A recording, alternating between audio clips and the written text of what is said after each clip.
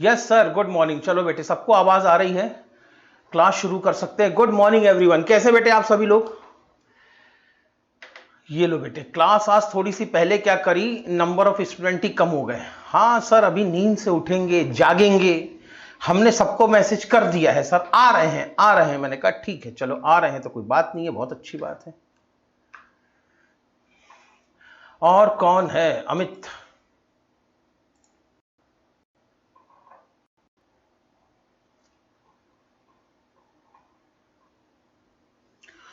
धूल से कांचीर जैसे ओसरा मोती,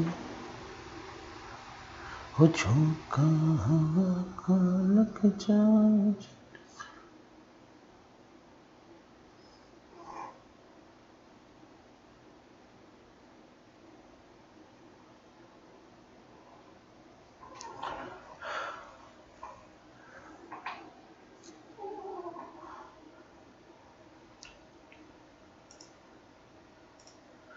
हाँ बेटे, कल कहां तक क्लास में हो चुका था ये बताओ? कौन से क्वेश्चन नंबर तक ऑलरेडी क्वेश्चन हम क्लास में सॉल्व कर चुके थे? सर 6th हो गया था, 7th होगा आज। ओके, यानी 6th क्वेश्चन हम क्लास कर चुके थे। 7th क्वेश्चन कहां है? ये है, लो बेटे, ये है क्वेश्चन नंबर 7। आज हमने इसी को सॉल्व करना है। जल्दी से फटाफट बेटे आप लोग अपना क्वेश्चन पढ़ें और बताएं किसी को कोई दिक्कत है कि नहीं।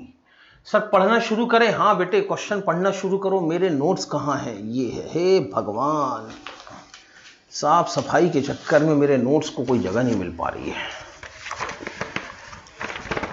ये रहा बेटे क्वेश्चन नंबर 7। जल्दी से फटाफट पढ़ना शुरू करेंगे। आज हमने 2 क्वेश्चन खत्म करने हैं, 7th और 8th, और फिर हमारे चैप्टर की रिवीजन हो जाएगी कंप्लीट। क्वेश्चन नंबर 7 बेटे जल्दी से पढ़ना शुरू करेंगे। क्वेश्चन नंबर 7 है मेसर्स, अच्छा अरे सॉरी गुड मॉर्निंग तो हुई नहीं बेटे सबके साथ। Tushar good morning, Tushar okay. Shalu बेटे good morning. Manisha Kushwaha good morning Manisha. Amit good morning. Khushi को बहुत बहुत गुड मॉर्निंग बेटे। चलो आगे चलेंगे जल्दी से फटाफट। Yes sir, question number 7। Messrs Polypack and Company's financial year ends on 31st March 2006.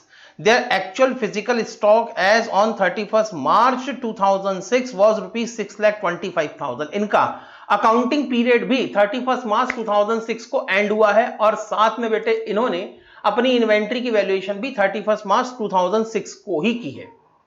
इसका मतलब सर हमारी इन्वेंट्री की वैल्यूएशन तो सेम डेट को ही है। हाँ बेटे, इन्वेंट्री की वैल्यूएशन तो सेम डेट को ही है, तो सर फिर इसमें कोई एडजस्टमेंट की जरूरत ही नहीं है। हाँ, ऐसे तो एडजस्टमेंट की जरूरत नहीं है, लेकिन एक वर्ड लिखा हुआ है आपके क्वेश्चन में। वो वर्ड क्या कहता है बेटे? ध्यान से सुनो। ये कह रहे हैं their actual physical stock on 31st March was rupees 6,25,000। यानी बेटे इन्होंने अपनी इन्वेंट्री की जो वैल्यूएशन की है वो एक्चुअल फिजिकल वेरिफिकेशन के हिसाब से की है। यानी ये गोडाउन के अंदर गए, गोडाउन के अंदर जितने भी आइटम थे सारे आइटम की इन्होंने लिस्ट बनाई। अनुष्का गुड मॉर्निंग सर जी, वेरी गुड मॉर्निंग अनुष्का बेटे, मैं एकदम ठीक हूं। हाँ, तो हम बात कर रहे थे 31st मार्च को गोडाउन के अंदर गए, गोडाउन के अंदर सारे आइटम की लिस्ट बनाई। अब 2 चीजें दे रखी है सर, एक तो इन्होंने कॉस्ट प्राइस दे रखी है और दूसरी इन्होंने नेट रियलाइजेबल वैल्यू दे रखी है। यानी अब इन्वेंट्री की वैल्यूएशन कैसे हुई होगी बेटे, पहले समझो इसको। ये अपने गोडाउन के अंदर गए होंगे, इन्होंने जितने आइटम थे, एक रेड पेन, एक मार्कर पेन, एक blue pen, 2 sketch pen, 2 red pen, ऐसे करके इन्होंने पहले लिस्ट बनाई।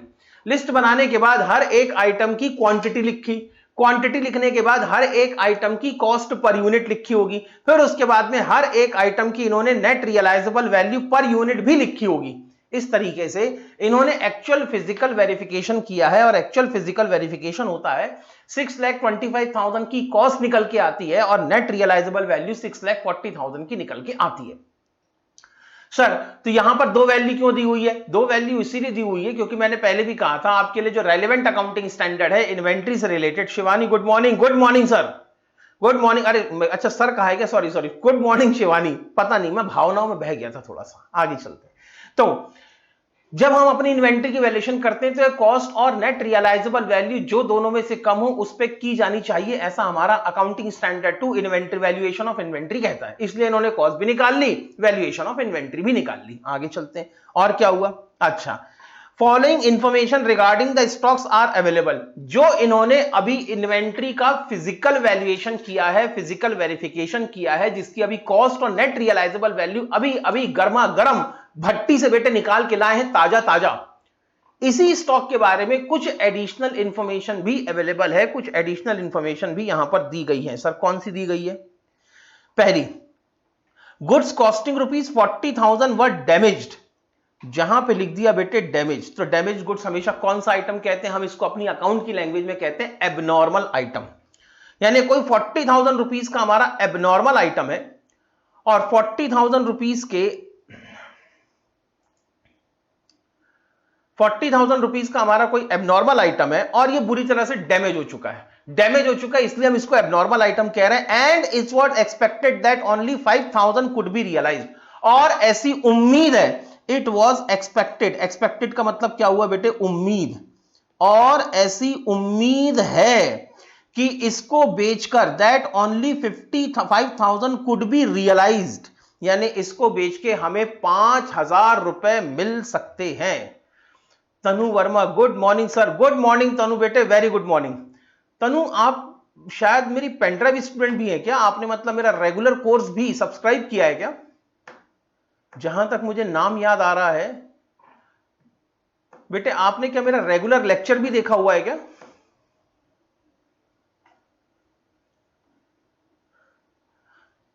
No sir. अच्छा ठीक है, फिर कोई और होगा वो, सॉरी। आगे चलते हैं। हाँ, तो ये कह रहे हैं कि इनकी नेट रियलाइजेबल वैल्यू 5,000 की है, मतलब अगर इसको बेचा जाए तो बेच के लगभग 5,000 रुपए मिल सकते हैं। और क्या है? Goods costing ₹25,000 were sold on sales और return basis for which no confirmation has been received till 31st March 2006. Invoice value of these goods were ₹30,000. कुछ गुड्स ऐसा था जिसकी कॉस्ट प्राइस, वर्ड पढ़ो बेटे आराम से, क्या लिखा है? जिसकी कॉस्ट प्राइस 25,000 की थी, लेकिन इसकी इनवॉइस वैल्यू, यानी हमने कंसाइनी को कह रखा है कि कम से कम इसको 30,000 में बेचना, यानी realisable value, minimum realisable value कितनी है इसकी? 30,000। आगे चलते हैं। Goods were sent on consignment to mister B at an invoice value. और इनवॉइस वैल्यू कैसे निकली? 120% ऑफ कॉस्ट, ₹1,50,000। यानी हमने कंसाइनमेंट पे 1,50,000 का गुड्स भेजा है। और ये 1,50,000 कौन सी प्राइस है? ये है सर हमारी invoice price. On 31st March 2006, he informed that half of material remain unsold. ये कह रहा है कि हमारे पास अभी भी आधा मटेरियल बचा हुआ है। You are required to ascertain the value of closing stock as on 31st March 2006. बेटे मैंने ऐसे क्वेश्चन की अलग से कैटेगरी क्यों बनाई है, पहले ध्यान से समझो। ठीक, मैं हमेशा स्टूडेंट को कहता हूं कि पहले बेटे क्वेश्चन में समझने की कोशिश करो कि what the question is all about. सबसे पहले आपको यह समझना है। हमने सबसे पहले क्वेश्चन किए, सबसे पहला क्वेश्चन याद करो बेटे, जब हमारी YouTube में लाइव क्लास हुई थी तो सबसे पहला हमने क्वेश्चन सॉल्व किया। कौन सा वाला? हमने क्वेश्चन सॉल्व किया जिसमें क्लोजिंग स्टॉक निकालना था, लेकिन कैसे निकाला था? ओपनिंग स्टॉक में ऐड कर दिया था, परचेज उसमें ऐड किए थे, डायरेक्ट एक्सपेंसेस, इससे निकला था हमारा cost of goods available for sale, और उसमें से हमने cost of goods sold minus किया था, तो वो निकल गई थी हमारी क्लोजिंग स्टॉक। इस तरीके से जब हम इन्वेंट्री को निकालते तो उसको कहते हैं periodic valuation of inventory. Periodic valuation क्यों? क्योंकि हमने एक अकाउंटिंग पीरियड के शुरू का ओपनिंग स्टॉक लिया, हमने एक अकाउंटिंग पीरियड में होने वाले परचेस को ऐड किया, हमने उसी अकाउंटिंग पीरियड में होने वाले डायरेक्ट एक्सपेंसेस को ऐड किया, तो फिर पता चला कि उस अकाउंटिंग पीरियड में हमारे पास बेचने के लिए कितना गुड्स अवेलेबल था। फिर हमने कहा कि उसी अकाउंटिंग पीरियड में जितना गुड्स बिक गया है उसकी कॉस्ट माइनस कर दो, तो जो बच जाएगा वो होगा हमारा क्लोजिंग स्टॉक। तो जो क्वेश्चन नंबर 1 हमने सॉल्व किया था वो क्वेश्चन था पीरियोडिक वैल्यूएशन ऑफ इन्वेंट्री का। अब पीरियोडिक वैल्यूएशन ऑफ इन्वेंट्री के क्वेश्चन से जैसे ही हम एक कदम आगे गए तो हमने कहा अब क्वेश्चन करेंगे फॉरवर्ड कैलकुलेशन का। फॉरवर्ड कैलकुलेशन का मतलब यहां पर यह था कि बैक डेट को हमारी इन्वेंट्री की फिजिकल वेरिफिकेशन हो चुकी, बैक डेट को हम अपनी इन्वेंट्री का फिजिकल काउंट कर चुके, उसकी फिजिकल कॉस्ट निकाल चुके, अब हमें फ्यूचर की डेट की इन्वेंट्री की वैल्यूएशन चाहिए थी। तो मैंने कहा बैक डेट की इन्वेंट्री की वैल्यूएशन आपके पास में है, बैक डेट में जिस दिन आपकी इन्वेंट्री की वैल्यूएशन हुई है उस दिन से लेकर फाइनली जिस दिन तक आपको इन्वेंट्री की वैल्यूएशन चाहिए, इसके बीच में जितने भी ट्रांजैक्शंस हुए हैं इनका इफेक्ट डालना पड़ेगा। तो इफेक्ट मैंने डाल के, अब इफेक्ट में प्लस हुआ तो प्लस कर दिया, माइनस हुआ तो माइनस कर दिया, इफेक्ट डाल के मैंने फ्यूचर की इन्वेंट्री की वैल्यूएशन निकाल ली। इसको कहा मैंने फॉरवर्ड कैलकुलेशन। फॉरवर्ड कैलकुलेशन में हम ट्रांजैक्शन का इफेक्ट डाल रहे थे। फिर मैंने कहा बेटे एक और सिचुएशन आई, सिचुएशन कौन सी आई, अब मेरे पास में फॉरवर्ड डेट को इन्वेंट्री की वैल्यूएशन थी, हो सकता है 10th अप्रैल, हो सकता है 15th अप्रैल, लेकिन मुझे चाहिए कब की, 31 मार्च। तो फॉरवर्ड डेट की इन्वेंट्री की वैल्यूएशन थी, लेकिन मुझे बैकवर्ड डेट की इन्वेंट्री की वैल्यूएशन चाहिए होती थी। तो मैंने कहा दोस्त इस पीरियड में, किस पीरियड में, जिस दिन आपके पास इन्वेंट्री की वैल्यूएशन हुई है उस दिन से लेकर जिस दिन आपको इन्वेंट्री की वैल्यूएशन चाहिए है, इस बीच में जितने भी ट्रांजैक्शंस हुए हैं, इन सारे ट्रांजैक्शन का इफेक्ट मुझे कैंसिल करना है। तो मैंने बेटे धीरे धीरे करके एक एक इफेक्ट कैंसिल करना शुरू किया, तो मेरे पास क्या आ गई, बैक डेट की इन्वेंट्री की वैल्यूएशन आ गई। इसको हमने नाम दिया बैकवर्ड कैलकुलेशन। लेकिन अब जो क्वेश्चन है इसमें फिजिकल वेरिफिकेशन भी 31 मार्च को हुआ और ये कह रहे हैं इन्वेंट्री की वैल्यूएशन भी 31 मार्च की बताओ। सर ये कैसा सवाल है, 31 मार्च को फिजिकल वेरिफिकेशन भी हो रही है, 31 मार्च को हम अपनी इन्वेंट्री को वैल्यू भी कर रहे हैं, 31 मार्च को हमने अपना गोडाउन पूरा छान मारा सर, एक एक चीज आने पाई का हिसाब ले लिया, फिर भी कह रहे 31 मार्च की इन्वेंट्री की वैल्यूएशन निकाल के बताओ, ये क्या मामला है। हाँ मामला यही तो है। तो अब इसलिए मैंने इसको नाम दिया है valuation of inventory on the same date with adjustment, यानी जिस दिन फिजिकल वेरिफिकेशन हुआ है उसी दिन की मुझे वैल्यूएशन ऑफ इन्वेंट्री करनी है, लेकिन अब आपके सामने आएंगे इसके साथ साथ कुछ एडजस्टमेंट जो कि यहां पर दिए हुए हैं पॉइंट नंबर 1, 2 और 3 में। क्वेश्चन समझ में आ गया बेटे, ये क्वेश्चन पिछले क्वेश्चन से अलग क्यों है, इतना समझ में आया कि नहीं ये बताओ पहले, बोलो बेटे बोलो। अनुष्का ने जवाब दिया यस। तो ये क्वेश्चन हमारे पिछले 4-5 क्वेश्चन से अलग इसीलिए है, 5 क्वेश्चन से अलग इसीलिए है क्योंकि पहले क्वेश्चन के अंदर तो डेट का झमेला ही नहीं था, पिछले बाकी बचे हुए 4 क्वेश्चन के 5 क्वेश्चन के अंदर अलग अलग डेट की इन्वेंट्री थी। इस बार इन्वेंट्री की फिजिकल वेरिफिकेशन की डेट भी सेम है और वैल्यूएशन ऑफ इन्वेंट्री भी सेम डेट को चाहिए।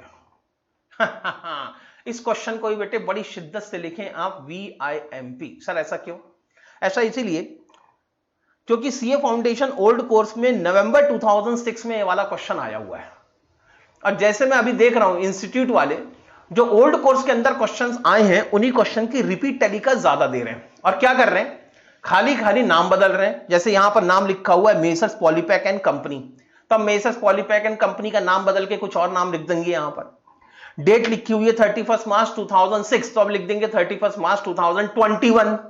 अमाउंट लिखा हुआ है यहां पर 6,25,000, तो हो सकता है अमाउंट लिख दें 62,50,000। नेट रियलाइजेबल वैल्यू लिखी हुई है 6,40,000, तो हो सकता है अब जब क्वेश्चन आएगा तो अमाउंट लिख दें यहां पर 64 लाख। उसके बाद में एडजस्टमेंट बिल्कुल वही रखें, जो गुड्स 40,000 रुपए का इसकी वैल्यू 4 लाख रुपए लिख दें, सब में एक एक जीरो बढ़ा दें और वही वाला क्वेश्चन छाप के आपको दोबारा दे दें। बिल्कुल ऐसा होने की पूरी पूरी उम्मीद है, इसीलिए क्वेश्चन को आप सबसे पहले VIMP लिखें। एग्जाम के समय आपको इस क्वेश्चन की रिवीजन परफेक्टली करके जानी है। अगर ये जून वाले अटेम्प्ट में नहीं आया तो नवंबर वाले अटेम्प्ट में पक्का पक्का आएगा। 2 अटेम्प्ट के अंदर किसी भी एक अटेम्प्ट में ऐसा क्वेश्चन आने की पूरी उम्मीद है। सर अगर ऐसा क्वेश्चन आया तो कितने मार्क्स का आएगा, बेटे अगर ऐसा क्वेश्चन आया तो ये भी लगभग 6 to 8 मार्क्स का क्वेश्चन तो बनता है। ठीक है सर, आगे चलो।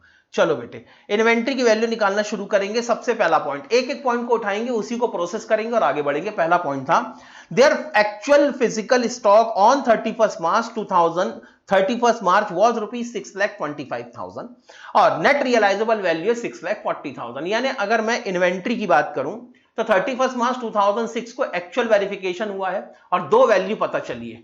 ऐसी इन्वेंट्री की कॉस्ट प्राइस पता चली है बेटे 6,25,000, लेकिन नेट रियलाइजेबल वैल्यू पता चली है 6,40,000। सबसे पहला सवाल मैं आप लोगों से पूछ रहा हूं, जवाब देना है आप लोगों ने। बेटे मैं किस वैल्यू को लेकर अपने क्वेश्चन को सॉल्व करना शुरू करूं?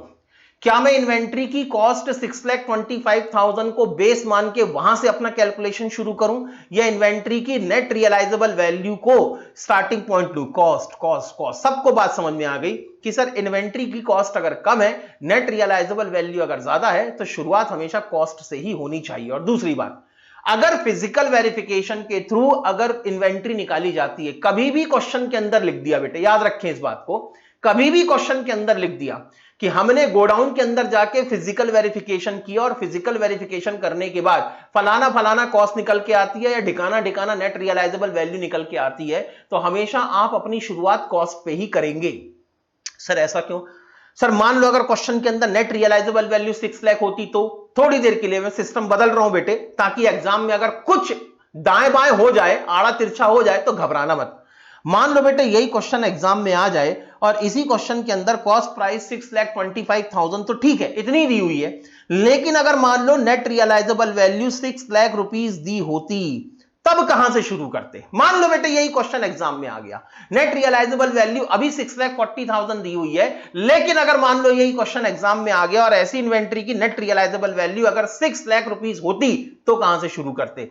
सर तो भी कॉस्ट पे शुरू करते। खुशी ने भी जवाब दिया कॉस्ट पे शुरू करते, सबका जवाब एकदम सही। क्यों? क्योंकि जब भी नेट रियलाइजेबल वैल्यू कम होती है, इसका मतलब सारी की सारी इन्वेंट्री की नेट रियलाइजेबल वैल्यू कॉस्ट से कम नहीं होगी। इन्वेंट्री के कुछ चुनिंदा आइटम ऐसे होते हैं जिनकी नेट रियलाइजेबल वैल्यू उनकी कॉस्ट से कम है, तो जो चुनिंदा आइटम है जिनकी नेट रियलाइजेबल वैल्यू कॉस्ट से कम है, उसके लिए अलग से एडजस्टमेंट कर दिया जाएगा। बाकी की बची हुई इन्वेंट्री तो हमारी कॉस्ट पे ही वैल्यू होती रहेगी। सर बट अगर फिजिकल वेरिफिकेशन ना लिखा हो तो नेट रियलाइजेबल वैल्यू पे करते। हाँ बेटे, अगर फिजिकल वेरिफिकेशन नहीं लिखा होता तो फिर जो दोनों में से कम है उस पे करते, लेकिन आपको जो क्वेश्चन आएगा वो फिजिकल वेरिफिकेशन का ही आएगा, क्योंकि यही आपके सिलेबस के अंदर कवर होता है।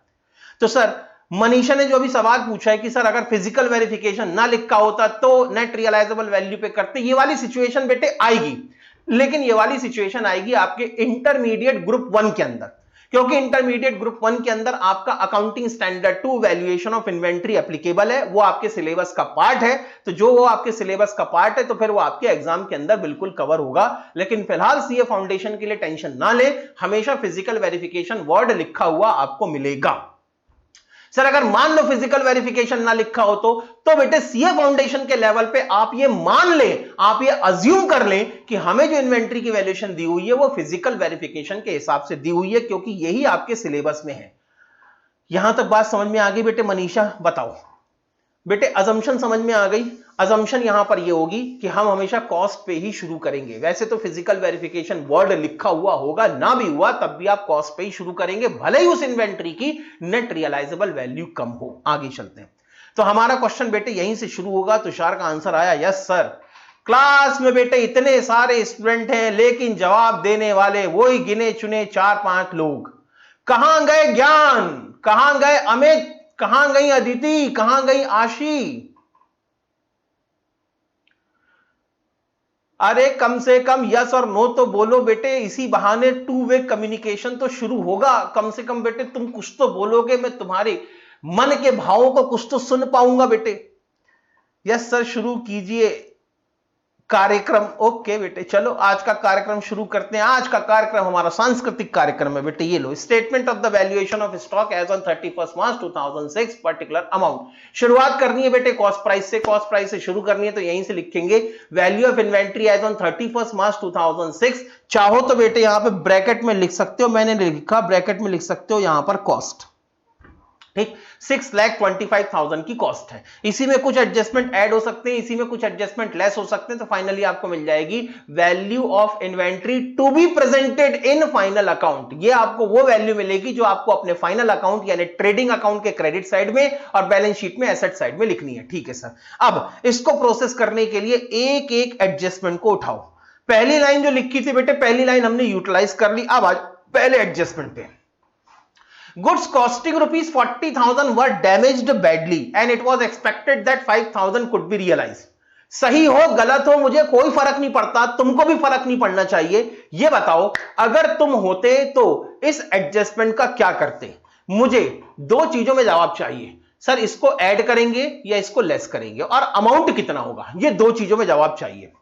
सर 40,000 का एबनॉर्मल लॉस रिकॉर्ड करेंगे। हाँ, मनीषा ने कहा सर 40,000 का एबनॉर्मल लॉस रिकॉर्ड करेंगे, लेकिन मनीषा एक मिनट बेटे अपने दिल से पूछो, क्या वाकई में आपको 40,000 का एबनॉर्मल लॉस हो रहा है? क्या वाकई में आपका लॉस 40,000 रुपीस का है? एक मिनट के लिए सोचो बेटे मनीषा। शिवानी का आंसर आया 35,000 का एबनॉर्मल लॉस रिकॉर्ड करेंगे। हाँ बेटे, एबनॉर्मल लॉस तो रिकॉर्ड करेंगे, लेकिन प्लस करेंगे कि माइनस करेंगे ये बताओ, मेरे को नहीं पता बेटे।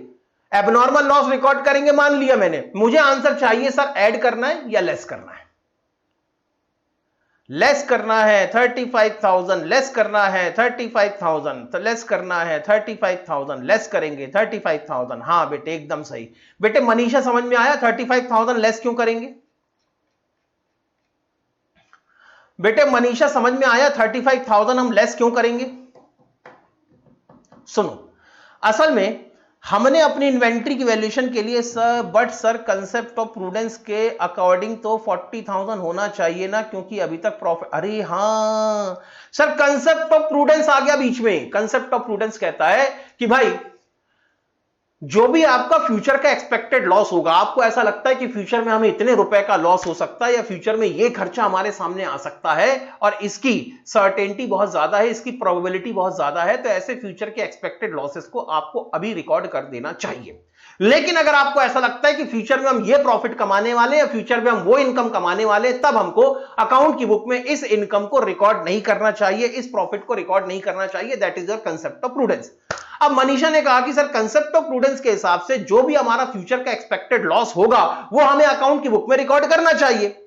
तो मैंने कहा बिल्कुल ठीक बेटे, बिल्कुल सही बात बोल रहे हो, मैं भी कंसेप्ट ऑफ प्रूडेंस के हिसाब से चल रहा हूं। लेकिन सोचो मनीषा, अब मेरी तरफ ध्यान से देखो बेटे और समझो बात को। मैंने बेटे एक एसी खरीदा, ठीक? मनीषा बेटे ध्यान दो, ये रिमोट एसी को रिप्रेजेंट, सर ये रिमोट एसी कैसे हो सकता है? नालायक एसी का रिमोट है, इसलिए मैं कह रहा हूं ये रिमोट एसी को रिप्रेजेंट कर रहा है। मैंने कहा बेटे मैंने एक एसी खरीदा, एसी बनाने वाली कंपनी से 40,000 रुपए में। कॉस्ट कितनी आ गई मेरे लिए? 40,000। अब बेटे अचानक एसी आउटडेटेड हो गया, अचानक एसी डैमेज हो गया। मैंने कहा भाई अब एसी की तो ऐसी हालत हो सकती है कि अगर एसी को बेचने जाएं तो 5,000 रुपए से ज्यादा में नहीं बिकेगा। तो जो सामान मैंने 40,000 का खरीदा है, अभी भी मैं उम्मीद कर रहा हूं कि 5,000 में बिक सकता है। तो मनीषा बताओ ना, लॉस एक्चुअली कितना होने वाला है?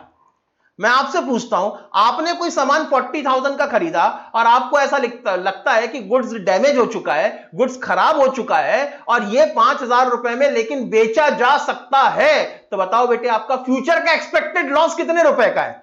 हाँ, फ्यूचर का एक्सपेक्टेड लॉस 35,000 का है। मैं आप ही के कंसेप्ट से आप ही के आंसर को रिलेट करता हूं। आपने कहा sir but concept of prudence के अकॉर्डिंग तो 40,000 होना चाहिए ना, क्योंकि अभी तक प्रॉफिट रियलाइज नहीं हुआ।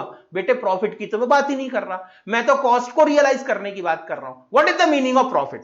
अगर मैं कोई सामान 40,000 में खरीदूं और उसको 40,000 से ज्यादा में बेचूं, तो जो एक्सेस रियलाइज होगा उसी को आप प्रॉफिट बोलोगे ना। यहां तो बेटे 40,000 तक रिकवर नहीं हो रहे, और 40,000 तक रिकवर नहीं हो रहे, इसका मतलब हम फ्यूचर के प्रॉफिट की तो बात ही नहीं कर सकते ना। हमें अगर सोचना है तो फ्यूचर के एक्सपेक्टेड लॉस के एंगल से सोचना है। सुनो, मेरा कहना यह है कंसेप्ट सर बट वो 5,000 तो लॉस में जा सकता है। बेटे 5,000 रुपए लॉस में जा कैसे सकता है? आपने जब खुद कहा, देखो इट वॉज एक्सपेक्टेड, इसकी उम्मीद है, लिखा क्या है बेटे? इट वॉज एक्सपेक्टेड, यानी ऐसी एक्सपेक्टेशंस की जा सकती है, ऐसी हमारी उम्मीद है कि अगर हम इसको बेचने जाएं तो 5,000 रुपए रियलाइज हो सकते हैं। बेटे एक बात बताओ, आप कह रहे हो कि सर वो 5,000 रुपए भी शायद रियलाइज ना हो, वो भी तो हमारा लॉस हो सकता है। बेटे ऐसे तो फिर ऐसा भी हो सकता है कि आज मैं उम्मीद कर रहा हूं कि एसी हमारा 5,000 में बिकेगा, लेकिन कल को कोई बेटे कोई बकरा फंस जाए, कोई मुर्गा फंस जाए, कोई ऐसा हमारा कस्टमर आ जाए जिसको एसी के बारे में कुछ ना समझता हो और बेवकूफ बना के यही एसी हम 15,000 में बेच दें, ऐसा भी तो हो सकता है। तो आप कह रहे हो कि सर 5,000 रुपए भी शायद ना मिले, तो मैं कह रहा हूं बेटे हो सकता है 5,000 से ज्यादा भी मिल जाए। Sir yes expected and could be realise would mean the same, would be the realise. Yes बेटे हाँ, तब दोनों का मतलब यही है कि इतने पैसे मिल सकते हैं, और ये हमने बड़ा कैलकुलेशन करने के बाद, बड़ा सोचने समझने के बाद, बड़े एक्सपर्ट ओपिनियन के बाद हमने डिसाइड किया होगा।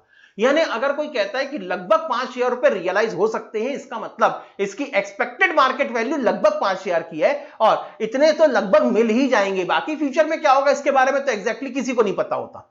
इसीलिए मैं मान के चल रहा हूं कि 40,000 का जो हमारा सामान था वो डैमेज हो चुका है, लेकिन फिर भी 5,000 रियलाइज हो जाएंगे, तो मेरा लॉस होगा 35,000 रुपीज का, और यही 35,000 का एबनॉर्मल लॉस को हम रिकॉर्ड करेंगे, और एबनॉर्मल लॉस को रिकॉर्ड करने के लिए 35,000 हम लोग यहां पर लेस करेंगे। सभी के जवाब एकदम सही थे। ये था बेटे हमारा डैमेज्ड गुड्स। डैमेज गुड्स की हमने प्रॉपर्टी पढ़ रखी थी। डैमेज गुड्स की एक होती है कॉस्ट, एक होती है इसकी नेट रियलाइजेबल वैल्यू। कॉस्ट थी इसकी 40,000 रुपीज की, नेट रियलाइजेबल वैल्यू थी इसकी 5,000 रुपीज की। तो अल्टीमेटली अगर मैं इसमें देखूं तो यहां पर भी नेट रियलाइजेबल वैल्यू इसकी कॉस्ट प्राइस से कम है। Net realisable value is less than its cost price. तो इसके अंदर आपका एक्सपेक्टेड लॉस है 35,000 का, यही फ्यूचर का एक्सपेक्टेड लॉस रिकॉर्ड होगा और इसको हम माइनस करके दिखाएंगे। बेटे मनीषा समझ में आ गया? बोलो हां या ना। मनीषा समझ में आ गया?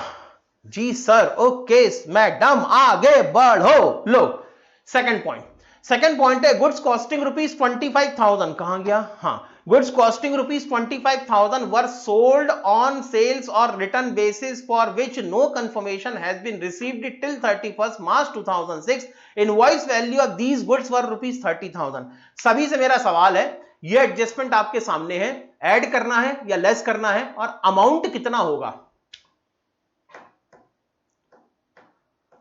मेरा सबसे सवाल है, एडजस्टमेंट नंबर 2 को अगर आप अपने आंसर के अंदर प्रोसेस करना शुरू करो तो बताओ बेटे, इस एडजस्टमेंट को ऐड करना चाहिए या लेस करना चाहिए, और अगर ऐड करना है या लेस करना है तो अमाउंट कितने रुपए का होना चाहिए, यह आपको बताना है।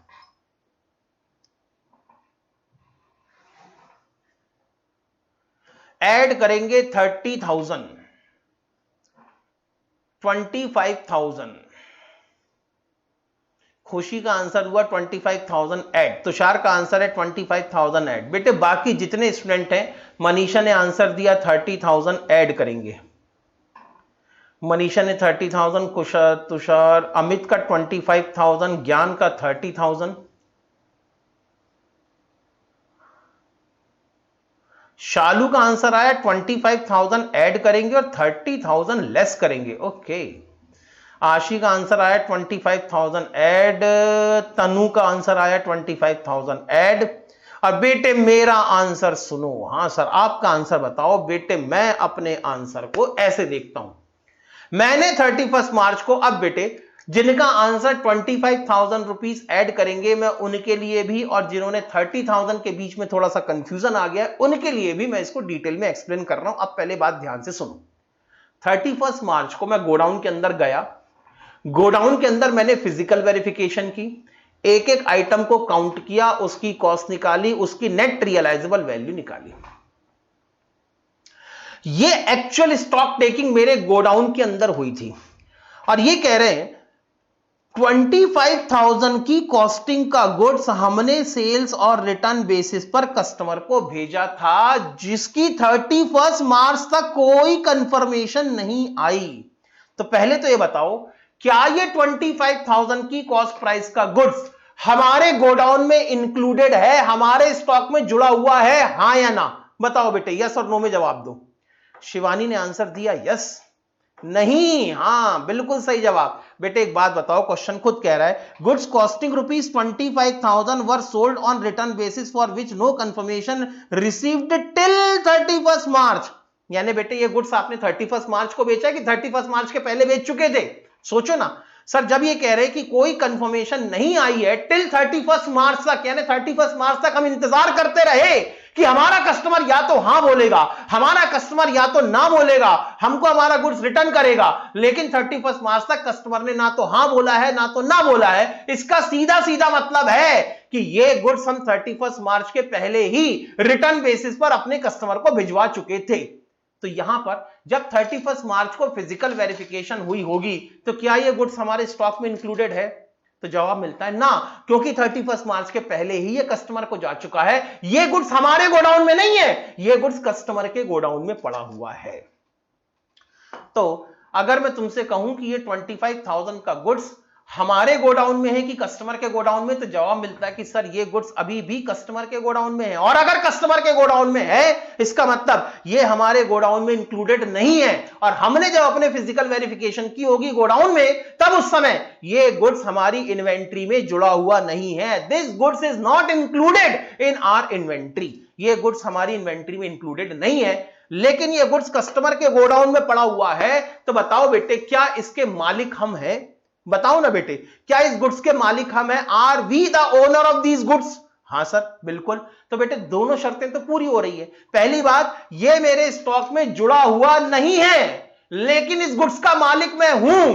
तो क्योंकि मैं इसका मालिक हूं, ये मेरी संपत्ति है, ये मेरी एसेट है, इसलिए मैं इसको अपनी एसेट में, अपने स्टॉक में अलग से जोड़ के दिखाऊंगा। तो मुझे करना पड़ेगा ऐड। पहली बात तो सर ऐड कितने रुपए करें? सर ऐड करें 25,000 जो इसकी कॉस्ट प्राइस है, या ऐड करें 30,000 जो इसकी इनवॉइस प्राइस है? तो बताओ बेटे, आप अगर आराम से सोचो तो आपको कॉस्ट प्राइस ऐड करनी चाहिए कि इनवॉइस प्राइस ऐड करनी चाहिए? सर कॉस्ट प्राइस ऐड करनी चाहिए। मैंने कहा क्यों?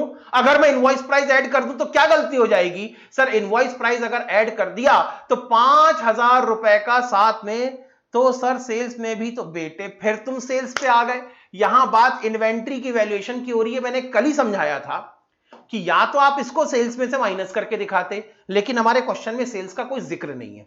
हां, जब आप फाइनल अकाउंट बनाएंगे, फाइनल अकाउंट बनाते समय ट्रेडिंग अकाउंट में जब आप सेल्स लिखेंगे तो आप वहां से सेल्स को माइनस करके दिखाएंगे। बात एकदम ठीक है।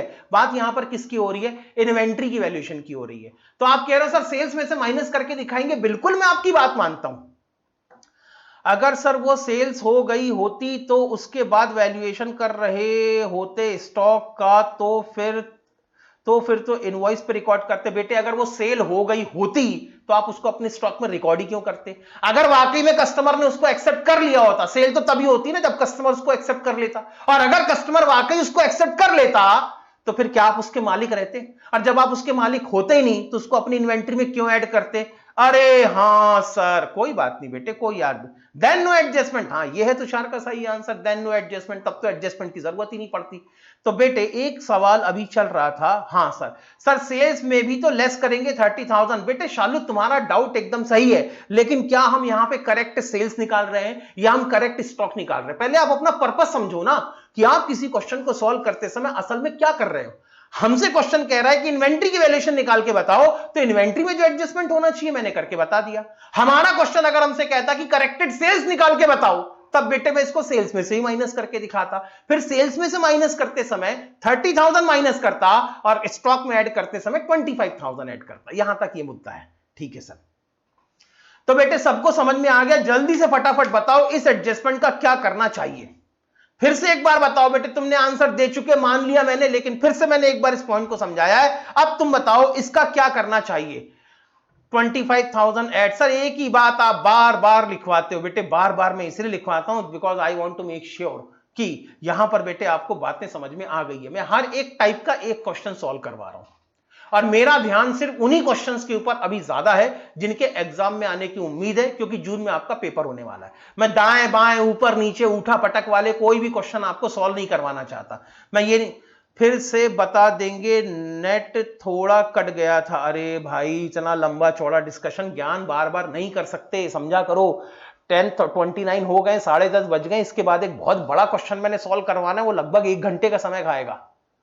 तो बेटे चलो मैं फिर से बता देता हूं एक बार। हमारे पास एडजस्टमेंट था कि 25,000 की कॉस्ट प्राइस का गुड्स हमने अप्रूवल बेसिस पे कस्टमर को भिजवाया है, और ये जो गुड्स हमने भिजवाया है इसकी 31 मार्च तक हमें कोई इंफॉर्मेशन नहीं मिली है, और इस गुड्स की इनवॉइस प्राइस थी 30,000।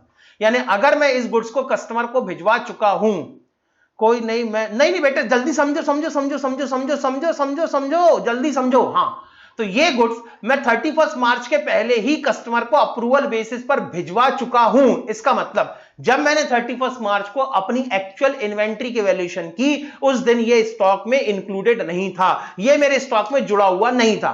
तो पहली शर्त, क्या ये स्टॉक, क्या ये गुड्स हमारे इन्वेंट्री में, हमारे स्टॉक में जुड़ा हुआ है? जवाब मिलता है ना। दूसरा, ये अभी कस्टमर के पास में है, कस्टमर की इंटीमेशन पेंडिंग है। इसका मतलब कस्टमर ने ना तो हां बोला है, ना तो कस्टमर ने ना बोला है। इसका मतलब अभी भी इस गुड्स के मालिक हम हैं। तो क्योंकि ये गुड्स हमारे स्टॉक में जुड़ा हुआ नहीं है और इस गुड्स के मालिक हम अभी भी हैं, इसलिए मुझे इसको अलग से अपनी इन्वेंट्री में ऐड करके दिखाना पड़ेगा। तो दोस्त यहां पर हम 25,000 को अपने स्टॉक में अलग से ऐड करके दिखाएंगे। आगे चलते हैं बेटे, अगला एडजस्टमेंट है goods were sent on consignment to mister B. बेटे इसका जवाब आपको देना है, ऐड होगा कि लेस होगा, और अमाउंट ये आपको बताना है। मैं क्वेश्चन सिर्फ पढ़ रहा हूं। Goods were sent on consignment to Mr. B at invoice value 120% of cost rupees 1,50,000 on 31st March 2006. He informed that half of the material remain unsold. हाँ बेटे, आधा मटेरियल अभी तक अनसोल्ड है, आधा मटेरियल अभी तक बचा हुआ है। क्या करना है बोलो?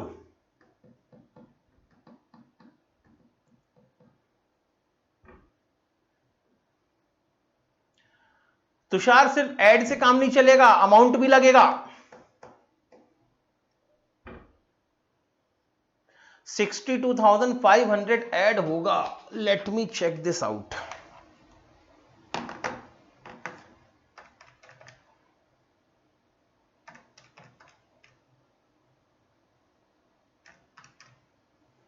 हम्म 62,500 ऐड होगा।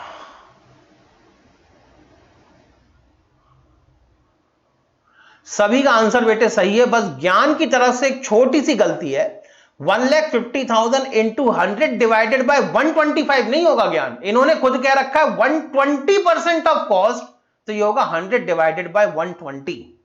एड 62,500। सबको बात समझ में आ गई है। 31 मार्च को हमने अपने स्टॉक की फिजिकल वेरिफिकेशन की है। फिजिकल वेरिफिकेशन करने के पहले ही, यानी 31 मार्च के पहले ही, यहां पर हमने कंसाइनमेंट पे गुड्स भिजवाया था। कितने का भिजवाया था सर? 1,50,000, जिसकी इनवॉइस प्राइस थी 1,50,000 का इनवॉइस प्राइस का गुड्स हमने अपने कस्टमर को भिजवाया था, कंसाइनी को भिजवाया था। कंसाइनी कौन था? Mister B. इस गुड्स की इनवॉइस प्राइस थी 1,20,000 की। हाँ सर वहीं थोड़ी गलती हो गई, बट 100 डिवाइडेड बाय 120 होगा। हाँ बेटे बात समझ में आ गई है। बस यही तो छोटी छोटी गलतियां मैं आप लोगों से जानबूझ के इसीलिए करवा रहा हूं कि एग्जाम में गलतियां रिपीट ना हो।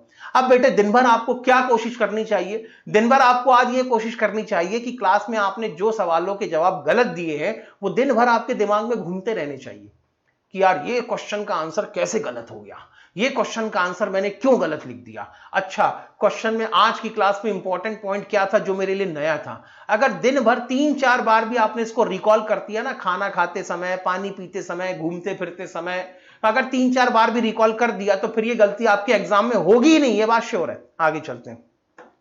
इसकी इनवॉइस प्राइस थी यहां पर 1 लाख, इनवॉइस प्राइस नहीं ये 1,50,000 होना चाहिए। इसकी इनवॉइस प्राइस थी 1,50,000, गलत छप गया है। 120% ऑफ कॉस्ट। ये कह रहे हैं आधा बिक गया है। आधा बिक गया है तो बेटे जो बिक गया है उसको तो अपनी इन्वेंट्री में वैसे भी इंक्लूड नहीं कर सकते, नहीं करना, हटाओ इसको। लेकिन आधा जो अभी तक हमारे स्टॉक में है इसकी कॉस्ट प्राइस, ये किसके स्टॉक में पड़ा हुआ है? ये कंसाइनी के गोडाउन में पड़ा हुआ है।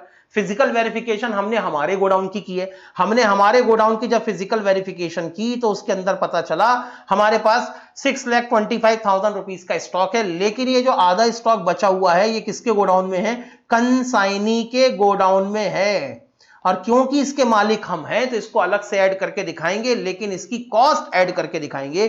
तो goods unsold with the consignee 1,50,000 into 50%। Into 50% क्यों किया? क्योंकि आधा ही गुड्स मेरे स्टॉक में बचा है, और डिवाइडेड बाय 120% कर दूं तो कॉस्ट निकल आएगी। आंसर होगा 62,500। और कोई एडजस्टमेंट है कि क्वेश्चन खत्म? सर गुड्स वर्थ, हाँ खत्म बेटे। सवाल ऐड करने के लिए 87,500, माइनस करने के लिए 35,000। फाइनली आपकी जो इन्वेंट्री की वैल्यूएशन निकल के आएगी, value of closing stock 6,77,500 rupees की। किसी को स्क्रीनशॉट लेना हो तो 10 सेकंड का समय आपके पास, जल्दी से इसका स्क्रीनशॉट ले लो।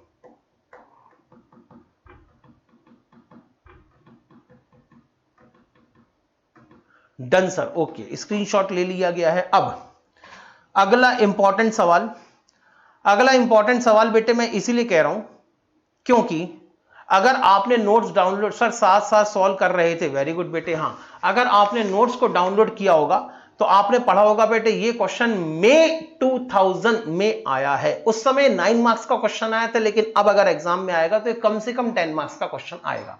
और क्योंकि ये क्वेश्चन मई में ही आया है तो मई के क्वेश्चन के मई में रिपीट होने की प्रोबेबिलिटी लगभग 60% होती है। मैं नहीं बोलूंगा 80-90% होती है, लेकिन अगर प्रीवियस अटेम्प्ट के अंदर कोई क्वेश्चन मई में आया है तो आगे आने वाले फ्यूचर के अटेम्प्ट में वो क्वेश्चन भी मई अटेम्प्ट के अंदर आएगा। इसकी प्रोबेबिलिटी 50% से थोड़ी सी ज्यादा होती है, बहुत ज्यादा तो नहीं होती है। इसलिए यहां पर आप थोड़ी सी हाई प्रोबेबिलिटी पे मान सकते हैं कि क्वेश्चन नंबर 8 के मई एग्जाम में आने के चांसेस हैं। ठीक, अरे बेटे मान रहे हो कि नहीं? बोलो बेटे, यहां इतना सन्नाटा क्यों है भाई? अरे बेटे कुछ तो बोलो। 2-3-4 लोगों ने कुछ बोला है बेटे, मान लिया सर, ओके चलो मैं तुम्हारे सामने क्वेश्चन को रखता हूं। मैं आपको बता दूं कि सर ये क्वेश्चन किससे रिलेटेड है। इस क्वेश्चन के अंदर हम इन्वेंट्री वैल्यूएशन के कंसेप्ट में रेक्टिफिकेशन ऑफ एरर का कंसेप्ट बनाने वाले हैं। अब क्या करने वाले, ध्यान से सुनो। इस क्वेश्चन के अंदर हम इन्वेंट्री वैल्यूएशन के कंसेप्ट में रेक्टिफिकेशन ऑफ एरर का कंसेप्ट ऐड करने वाले हैं और इसके अंदर कुछ भी नहीं होने वाला। अच्छा, अब ये क्वेश्चन कंफ्यूजिंग क्यों हो जाते हैं? क्योंकि जब आप रेक्टिफिकेशन ऑफ एरर पढ़ रहे थे तब आप सिर्फ और सिर्फ एरर की रेक्टिफिकेशन के बारे में सोचते थे। अभी जब आप इन्वेंट्री वैल्यूएशन पढ़ रहे हो तो आप सिर्फ और सिर्फ इन्वेंट्री की वैल्यूएशन के बारे में सोच रहे हो। लेकिन ऐसे जो क्वेश्चन होते हैं, ऐसे क्वेश्चन थोड़े से खतरनाक होते हैं। खतरनाक क्यों होते हैं? क्योंकि हमें यहां पर एरर, रेक्टिफिकेशन ऑफ एरर के बारे में भी सोचना होता है और साथ साथ उन एरर के कारण अगर कोई हमारा उसका इफेक्ट, अगर कोई उसका इफेक्ट स्टॉक पे आया होगा तो हमें स्टॉक को भी ठीक करना पड़ेगा। यानी एरर की रेक्टिफिकेशन तो करनी ही करनी है, लेकिन अगर उस एरर के कारण हमारे स्टॉक में कुछ गड़बड़ हुई होगी तो हमें अपने स्टॉक की वैल्यूएशन को भी ठीक करना पड़ेगा। बात समझ में आ गई? तो इसीलिए बेटे ये क्वेश्चन थोड़े से खतरनाक होते हैं। मैं इन क्वेश्चन को पढ़ने का पूरा समय आपको दूंगा, लेकिन इस क्वेश्चन को पढ़ते समय आपको क्या काम करना है मैं आपको इस कारण ही बता रहा हूं ऐसा क्यों कर रहा हूं। इस क्वेश्चन को आप बड़े आराम से, इत्मीनान से और ईमानदारी से पढ़ेंगे और इस क्वेश्चन को पढ़ते समय आपको सिर्फ ये डिसाइड करना है कि ये 1 2 3 4 5 ये जो 5 एडजस्टमेंट है, आप इनकी रेक्टिफाइड एंट्री क्या बनाते, अभी क्वेश्चन पढ़ते समय ही तुम्हारे दिमाग में आ जानी चाहिए। यानी इस क्वेश्चन को पढ़ते समय हर एक ट्रांजैक्शन की रेक्टिफाइड एंट्री क्या बननी चाहिए, यह आपको पहले से ही सोच के रख लेना है। और दूसरा, किन किन ट्रांजैक्शंस के कारण हमारे स्टॉक के ऊपर कुछ चेंजेस करने पड़ेंगे, किन ट्रांजैक्शंस के कारण हमारे स्टॉक में कुछ एडजस्टमेंट करने पड़ सकते हैं, यह भी आपको सोच के रखना है। सर ऐसा क्यों करने कह रहे हो? ऐसा इसलिए करने कह रहा हूं क्योंकि अब फाइनली आप जो क्वेश्चन पढ़ेंगे यही आपके क्वेश्चन पढ़ने का तरीका होगा एग्जाम में 15 मिनट पहले जो आपको क्वेश्चन पेपर मिलता है उस समय। ऐसा नहीं कि क्वेश्चन पेपर मिला और बिल्कुल रामायण के जैसे रघुकुल रीति सदा चली आई प्राण जाए पर, ऐसा नहीं पढ़ना है बेटे। पेपर पढ़ते समय एक एक एडजस्टमेंट पढ़ना है और एडजस्टमेंट की में जो एंट्री बननी चाहिए वो तुरंत आपके दिमाग में क्लिक होनी चाहिए। यह सही तरीका होता है पेपर पढ़ने का। तो बेटे आपके पास है, मैं बैठा यहीं पर हूं, मैं कहीं नहीं जा रहा हूं, लेकिन फिलहाल 5 मिनट तक आपकी स्क्रीन में नहीं रहूंगा। 5 मिनट तक मैं आपको आपके भरोसे पे छोड़ रहा हूं।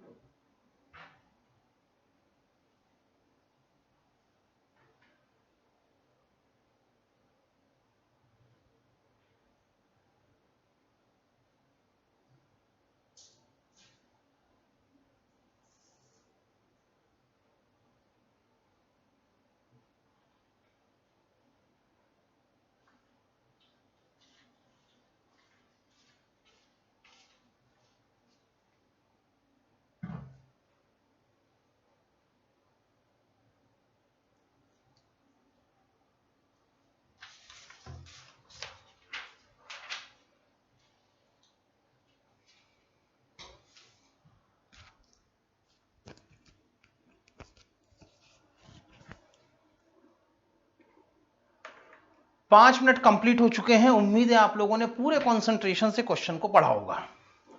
कुछ समझ में आया होगा, कुछ समझ में नहीं आया होगा, लेकिन एक बात तो पक्का पता चल गई होगी कि क्वेश्चन की डिमांड क्या है। बताओ बेटे, क्वेश्चन आपसे क्या चाहता है? Done sir reading, but entries क्या होगी पता है। कोई बात नहीं बेटे, ज्ञान क्वेश्चन तो पढ़ लिया ना, ठीक है चलेगा। मैं कह रहा हूं बेटे, क्वेश्चन में सबसे पहले अब मैं जो जो पूछूंगा आपको सिर्फ उसी का जवाब देना है, और क्वेश्चन आप लोग ही पूरा सॉल्व करेंगे। आप कह रहे हो कि क्वेश्चन ही समझ में नहीं आया, कोई दिक्कत नहीं बेटे, मैं समझाता हूं।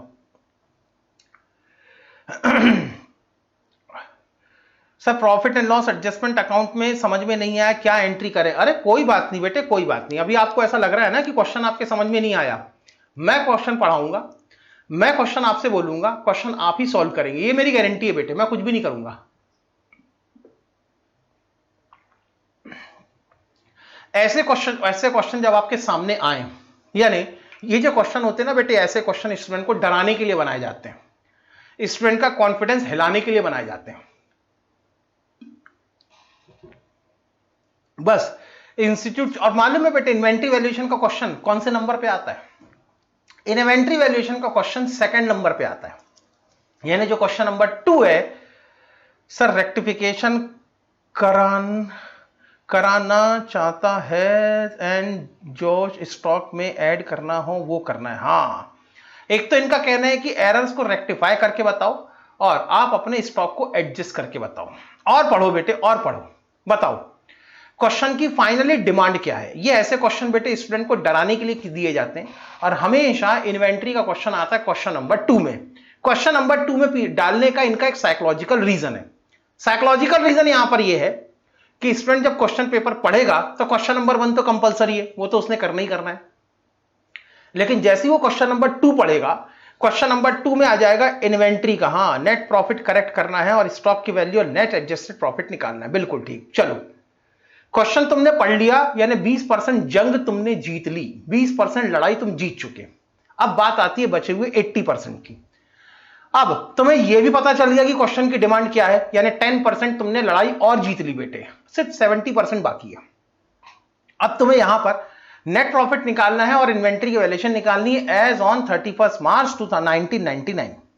तो अब सर ऐसे क्वेश्चन को क्या करना है? ऐसे क्वेश्चन को सॉल्व करते समय पहले तो क्लास में जब सर इसको पढ़ाते रहे, समझाते रहे, तो इसको VIMP लिख लेना है। हाँ सर लिख लिया, आगे चलो। फिर सबसे पहले जो क्वेश्चन में आपसे मांगा गया है उसका पहले आप फॉर्मेट बना के अलग कर दो। क्या क्या मांग रहे हैं? सर करेक्टेड स्टॉक कैलकुलेट करके बताओ। क्वेश्चन कह रहा है calculate the value of stock as on 31 March 1999, यानी क्वेश्चन कह रहा है 31 मार्च का स्टॉक निकाल के बताओ, और साथ में कह रहा है क्वेश्चन एडजस्टेड नेट प्रॉफिट निकाल के बताओ, यानी करेक्टेड प्रॉफिट या लॉस निकाल के बताओ। तो पहले तो मुझे स्टॉक की कैलकुलेशन करनी है। स्टॉक की कैलकुलेशन करने के लिए मैं एक स्टेटमेंट बनाऊंगा। स्टेटमेंट की हेडिंग क्या होती है? Statement of valuation of stock as on 31 March 2019 particular amount. कोई नई बात नहीं है, नहीं सर ये तो पुरानी है। उसके बाद क्वेश्चन कह रहा है एडजस्टेड नेट प्रॉफिट निकाल के बताओ, करेक्टेड नेट प्रॉफिट निकाल के बताओ। बताओ बेटे, करेक्टेड नेट प्रॉफिट निकालने के लिए आप कौन सा स्टेटमेंट बनाया करते थे? रेक्टिफिकेशन ऑफ एरर मैं आपको पूरा पढ़ा चुका हूं बेटे। करेक्टेड नेट प्रॉफिट निकालने के लिए आप कौन सा स्टेटमेंट बनाया करते थे?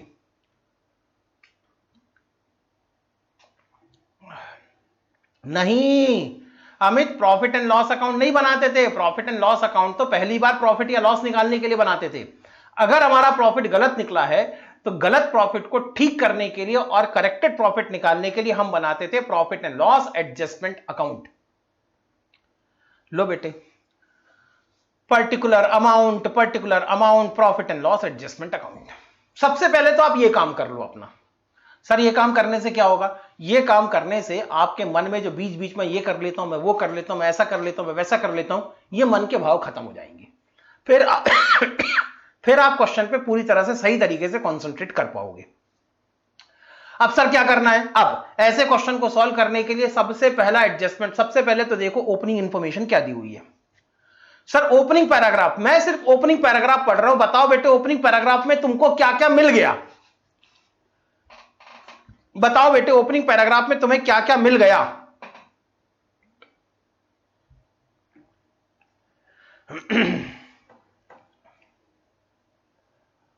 यह है हमारा ओपनिंग पैराग्राफ। ओपनिंग पैराग्राफ में कौन कौन सी इंफॉर्मेशन मिल गई? सर नेट प्रॉफिट मिला 60,000 का नेट प्रॉफिट और क्लोजिंग स्टॉक मिला जो इन्होंने वैल्यू कर रखा है। तो जो क्लोजिंग स्टॉक है वो statement of valuation of stock में जाना चाहिए और जो नेट प्रॉफिट है वो नेट प्रॉफिट आपके profit and loss adjustment account में जाना चाहिए। इनको यहां पे ट्रांसफर कर दो। ओपनिंग पैराग्राफ में जितनी इंफॉर्मेशन तुम्हारे पास में है उस इंफॉर्मेशन की प्रोसेसिंग हो गई। क्वेश्चन के अंदर मिला बेटे net profit and loss of Hanuman showed a net profit of ₹60,000, यानी जब इन्होंने अपना प्रॉफिट एंड लॉस अकाउंट बनाया था तो प्रॉफिट एंड लॉस अकाउंट में इनका नेट प्रॉफिट निकला था 60,000 रुपीस का। तो यही हमारा स्टार्टिंग पॉइंट होगा profit and loss adjustment account बनाने के लिए और ये हमारे profit and loss adjustment account का ओपनिंग बैलेंस होगा। और क्या इंफॉर्मेशन है वो ही पढ़ लेते हैं। After considering the closing stock of 37,500 as on 31st March 1999, यानी 31st मार्च 1919 को हमने जो क्लोजिंग स्टॉक निकाला था 37,500 का, उसको कंसीडर करने के बाद यानी हमने जो नेट प्रॉफिट निकाला है 60,000 रुपीस का, इस नेट प्रॉफिट को निकालते समय हमने क्लोजिंग स्टॉक की वैल्यू क्या ली है? हमने क्लोजिंग स्टॉक की वैल्यू ली है 37,500 और यही होगा आपके स्टॉक की वैल्यूएशन का स्टार्टिंग पॉइंट 37,500। यहां तक कोई दिक्कत? हर बेटे एडजस्टमेंट के बाद मैं आपसे पूछूंगा यहां तक कोई दिक्कत है? आपने बेटे तुरंत यस और नो में रिप्लाई करना है। नो सर, यानी बात समझ में आ गई कि पहली ओपनिंग पैराग्राफ में जो इंफॉर्मेशन दी हुई थी उसको हमने कहां भेजना है। यहां तक अगर कोई दिक्कत नहीं है तो समझ लो 10 मार्क्स का क्वेश्चन है तो 1 नंबर आपको मिल गए। हां, स्टेप मार्किंग ऐसे ही होती है बेटे। अगर आपने सही तरीके से फॉर्मेट बनाया है, सही तरीके से फॉर्मेट बनाने के बाद एक इंफॉर्मेशन भी प्रोसेस कर दी है तो 1 नंबर आपके कंफर्म हो गए। आगे चलूं? यस सर, चलो आगे चलो। इसको हटाता हूं, अब मैं अगला एडजस्टमेंट पढ़ूंगा। अगला एडजस्टमेंट क्या है? Purchase of the year include 11,500 paid for new electric fitting for the shop. आपने अपनी शॉप के लिए इलेक्ट्रिक फिटिंग खरीदी है। इलेक्ट्रिक फिटिंग आपके लिए कैपिटल एक्सपेंडिचर है। इलेक्ट्रिक फिटिंग आपकी एसेट है तो आपको इसको एज एन एसेट रिकॉर्ड करना चाहिए था, लेकिन क्वेश्चन कह रहा है परचेस इंक्लूड, यानी आपने इसको परचेस में जोड़ दिया, यानी अकाउंट के अंदर आपने इसकी एंट्री क्या बना दी? परचेस की। बताओ बेटे, अगर आप अकाउंटेंट होते तो करेक्ट एंट्री क्या बनाते? Electricity charges? नहीं नहीं नहीं नहीं शिवानी, चार्जेस नहीं बेटे। जैसे ही तुमने चार्जेस कह दिया इसका मतलब तुमने मान लिया कि ये रेवेन्यू एक्सपेंस है। सुनो, electric fitting account debited to profit and loss. बेटे ये तो तुम रेक्टिफाइड एंट्री बता रहे हो मनीषा। मुझे तो चाहिए है कि अगर आप अकाउंटेंट होते तो आप करेक्ट एंट्री क्या बनाते? रेक्टिफाइड एंट्री तो बहुत बाद में आएगी। हां शिवानी बेटे, आपने लिखा इलेक्ट्रिसिटी चार्जेस। बेटे इलेक्ट्रिसिटी चार्जेस का मतलब होता है हमारे घर में जो इलेक्ट्रिक बिल आता है ना, वो उसको कहते हैं इलेक्ट्रिसिटी चार्जेस। और इलेक्ट्रिसिटी चार्जेस हमेशा रेवेन्यू एक्सपेंस होता है। लेकिन जब हम कहते हैं ना इलेक्ट्रिक फिटिंग, तो इलेक्ट्रिक फिटिंग का मतलब होता है हमारे घरों में जो वायरों की फिटिंग होती है ना, एक कमरे से दूसरे कमरे में जो वायर के कनेक्शन गए होंगे, जिसके ऊपर आपके पापा ने बेटे बहुत पैसे खर्चा किए होंगे, तब जाके आपके घरों के अंदर अंडरग्राउंड इलेक्ट्रिक फिटिंग हुई होगी, वो होती है इलेक्ट्रिक फिटिंग। और उसका बेनिफिट 15, 20, 30 साल तक मिलता है, इसलिए उसको कहते हैं कैपिटल एक्सपेंडिचर। ठीक? हाँ सर, करेक्ट एंट्री होनी चाहिए इलेक्ट्रिक। बेटे मैंने कहा है, ध्यान से सुने, मैं आपको क्वेश्चन को पढ़ने का, क्वेश्चन से रिलेटेड इंफॉर्मेशन को सोचने का तरीका बता रहा हूं। हर बार बेटे आप टीचर पे डिपेंडेंट नहीं हो सकते, कहीं ना कहीं आपको खुद पे डिपेंडेंट होना पड़ेगा, क्योंकि आपको 3 घंटे में एग्जाम अपने दम पे देना है। कोई टीचर आपके साथ में बेटे एग्जाम हॉल में नहीं जाता। हम एग्जाम हॉल के पहले तक बोल सकते हैं ऑल द बेस्ट बेटा, पेपर अच्छे से देना, देखो आराम से काम करना, बीच बीच में पानी पीते रहना, मम्मी अलग इंस्ट्रक्शन देंगी, पापा अलग इंस्ट्रक्शन देंगे, दोस्त भाई अलग इंस्ट्रक्शन देंगे। टीचर तो बेटे यूट्यूब पे चैनल डाल डाल के, यूट्यूब पे अपने चैनल पे वीडियो डाल डाल के आपको इतनी बार ऑल द बेस्ट बोलेंगे कि ऐसा लगता है कि खाना खाना छोड़ो, इनका ऑल द बेस्ट ही खा के पेट भर लो। इतने वीडियो मिलेंगे ऑल द बेस्ट के। तो अल्टीमेटली बेटे, लेकिन एग्जाम हॉल में कोई जा रहा है क्या आपके साथ? नहीं, एग्जाम हॉल में आप खुद जा रहे हो, इसलिए सेल्फ डिपेंडेंट हो। और ऐसे क्वेश्चन में सेल्फ डिपेंडेंसी कैसे लाई जाती है, मैं आपको वो समझाने की कोशिश कर रहा हूं। इसलिए मैं जो सवाल पूछूं आपको सिर्फ और सिर्फ उसी का जवाब देना है, उसके आगे भी नहीं, उसके पीछे भी नहीं। अगर आप अकाउंटेंट होते तो करेक्ट एंट्री क्या बनाते? आपका जवाब आया sir electric fitting account debited to cash account. बिल्कुल सही, करेक्ट एंट्री होनी चाहिए थी electric fitting account debited 11,500 to cash account. अब बताओ बेटे अकाउंटेंट से गलती क्या हुई है? अकाउंटेंट से गलती हुई है कि अकाउंटेंट ने इसको परचेस में ऐड कर दिया, इसका मतलब अकाउंटेंट ने इनकरेक्ट एंट्री क्या बना दी, अकाउंटेंट से गलत एंट्री बन गई बेटे। Purchase account debited 11,500 to cash account 11,500। अब मैंने कहा बेटे बताओ, अगर आप इसकी रेक्टिफाइड एंट्री बनाते, बिल्कुल सही जवाब, सबके सही जवाब बेटे। अब मैंने कहा कि अगर आपको यह गलती ठीक करनी हो तो आप बताओ रेक्टिफाइड एंट्री क्या बनाते। अब बताओ बेटे, अगर आपको एक गलती ठीक करनी हो, electric fitting account debited to purchase account, बिल्कुल ठीक बात है बेटे। इलेक्ट्रिक फिटिंग अकाउंट डेबिट होना चाहिए था, डेबिट नहीं हुआ है, तो जो करेक्ट ट्रीटमेंट है वो अब डाल दो, इलेक्ट्रिक फिटिंग अकाउंट यहां पर डेबिट हो जाना चाहिए। परचेस अकाउंट गलती से डेबिट हुआ है, तो जो गलती हुई है उसको रिवर्स कर दो। तो मैंने कहा बेटे परचेस अकाउंट गलती से डेबिट हुआ है, रिवर्स करने के लिए इसको क्रेडिट कर दो।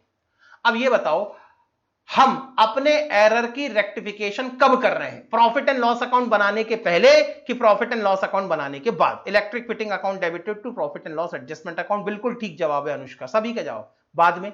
और अगर हम अपने एरर की rectification profit and loss account बनाने के बाद में कर रहे हैं तो रेक्टिफिकेशन ऑफ एरर में मैंने समझाया था, जितने भी रेवेन्यू आइटम होंगे, जितने भी नॉमिनल अकाउंट होंगे, उन सारे नॉमिनल अकाउंट की रेक्टिफिकेशन आपको profit and loss adjustment account के थ्रू करनी पड़ेगी। तो बेटे यहां पे परचेस मेरा नॉमिनल अकाउंट है, अगर मैं इसकी रेक्टिफिकेशन करने जाऊं तो मुझे profit and loss adjustment account के नाम पे करनी पड़ेगी। तो बताओ बेटे फाइनली रेक्टिफाइड एंट्री क्या बनी। फाइनली रेक्टिफाइड एंट्री बनी sir electric fitting account debited to profit and loss adjustment account.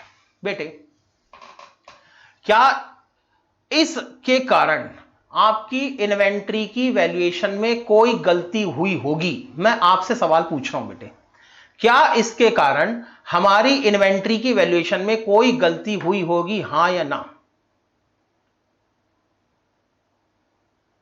Shivani ने कहा यस, शालू ने कहा यस, मनीषा ने कहा यस, अदिति ने कहा यस, अनुष्का ने कहा यस, अमित ने कहा यस।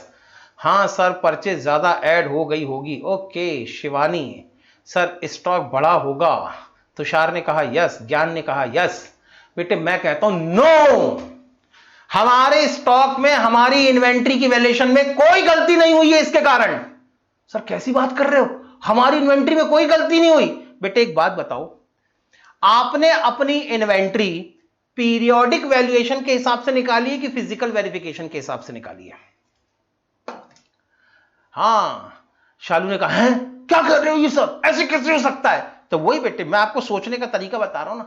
आपने जब अपनी इन्वेंट्री की वैल्यूएशन की होगी तो ये आपने पीरियोडिक वैल्यूएशन किया है कि आपने फिजिकल वेरिफिकेशन किया है? अमित का आंसर आया फिजिकल, फिजिकल वेरिफिकेशन किया, फिजिकल। सबके जवाब लगभग सही, सब मानते हैं इस बात को कि सर हमारा जो स्टॉक निकला था 37,500 का फिजिकल वेरिफिकेशन के हिसाब से निकला था। फिजिकल वेरिफिकेशन का मतलब होता है आप गोडाउन के अंदर गए, आपने सारे आइटम की लिस्ट बनाई, उसकी कॉस्ट निकाली और फिर उसका टोटल किया, तब जाके स्टॉक आया। बेटे आपने स्टॉक तो गोडाउन के अंदर जाके निकाला था, और ये जो गलती हुई है ये तो आपकी अकाउंट की बुक में हुई है। बट सर इलेक्ट्रिक फिटिंग तो परचेस में इंक्लूड हुआ ना। हां ज्ञान बेटे मैं वही समझाने की कोशिश कर रहा हूं। सुनो, आप जब इसको एंट्री बनाते हैं तो एंट्री बनाते समय आप इसकी अकाउंट की बुक में एंट्री कर रहे हैं। सुनो, यह है आपकी अकाउंट की बुक और यह है आपका गोडाउन। आपने इन्वेंट्री की वैल्यूएशन गोडाउन में जाके निकाली है, सॉरी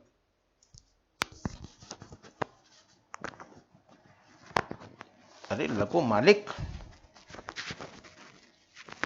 हां आपने अपनी इन्वेंट्री के वैल्यूएशन, अरे यार पूरे रिदम की,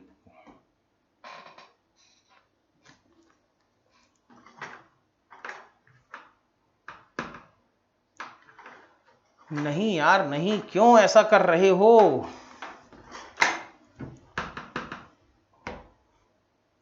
हाँ ठीक है आ गया। हाँ बेटे सुनो, मैंने कहा कि या तो आप अपनी अकाउंट की बुक में से डेटा उठाओ और अपनी इन्वेंट्री की वैल्यूएशन करो, जैसा कि हमने क्वेश्चन नंबर 1 में किया था।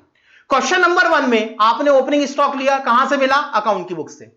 आपने कहा इस पीरियड में हमने इतनी परचेस की है, कहां से मिली?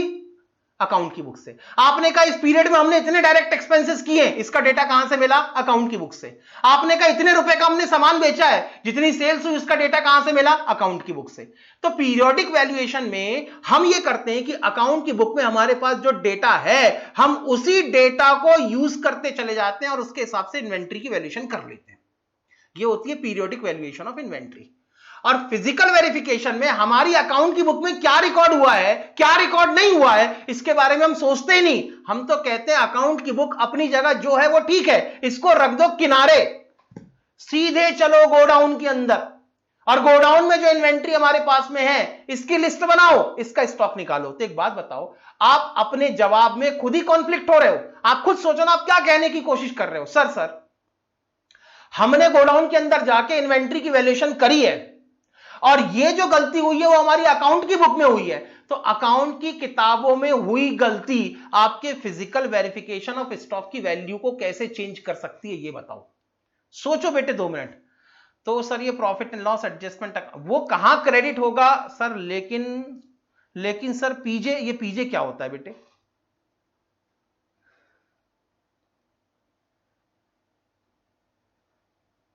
शालू, हां तो फिर ऐड नहीं हुआ होगा स्टॉक में। बेटे स्टॉक में ऐड क्यों नहीं हुआ होगा? शालू ने लिखा है हां तो फिर सर ऐड नहीं हुआ होगा स्टॉक में।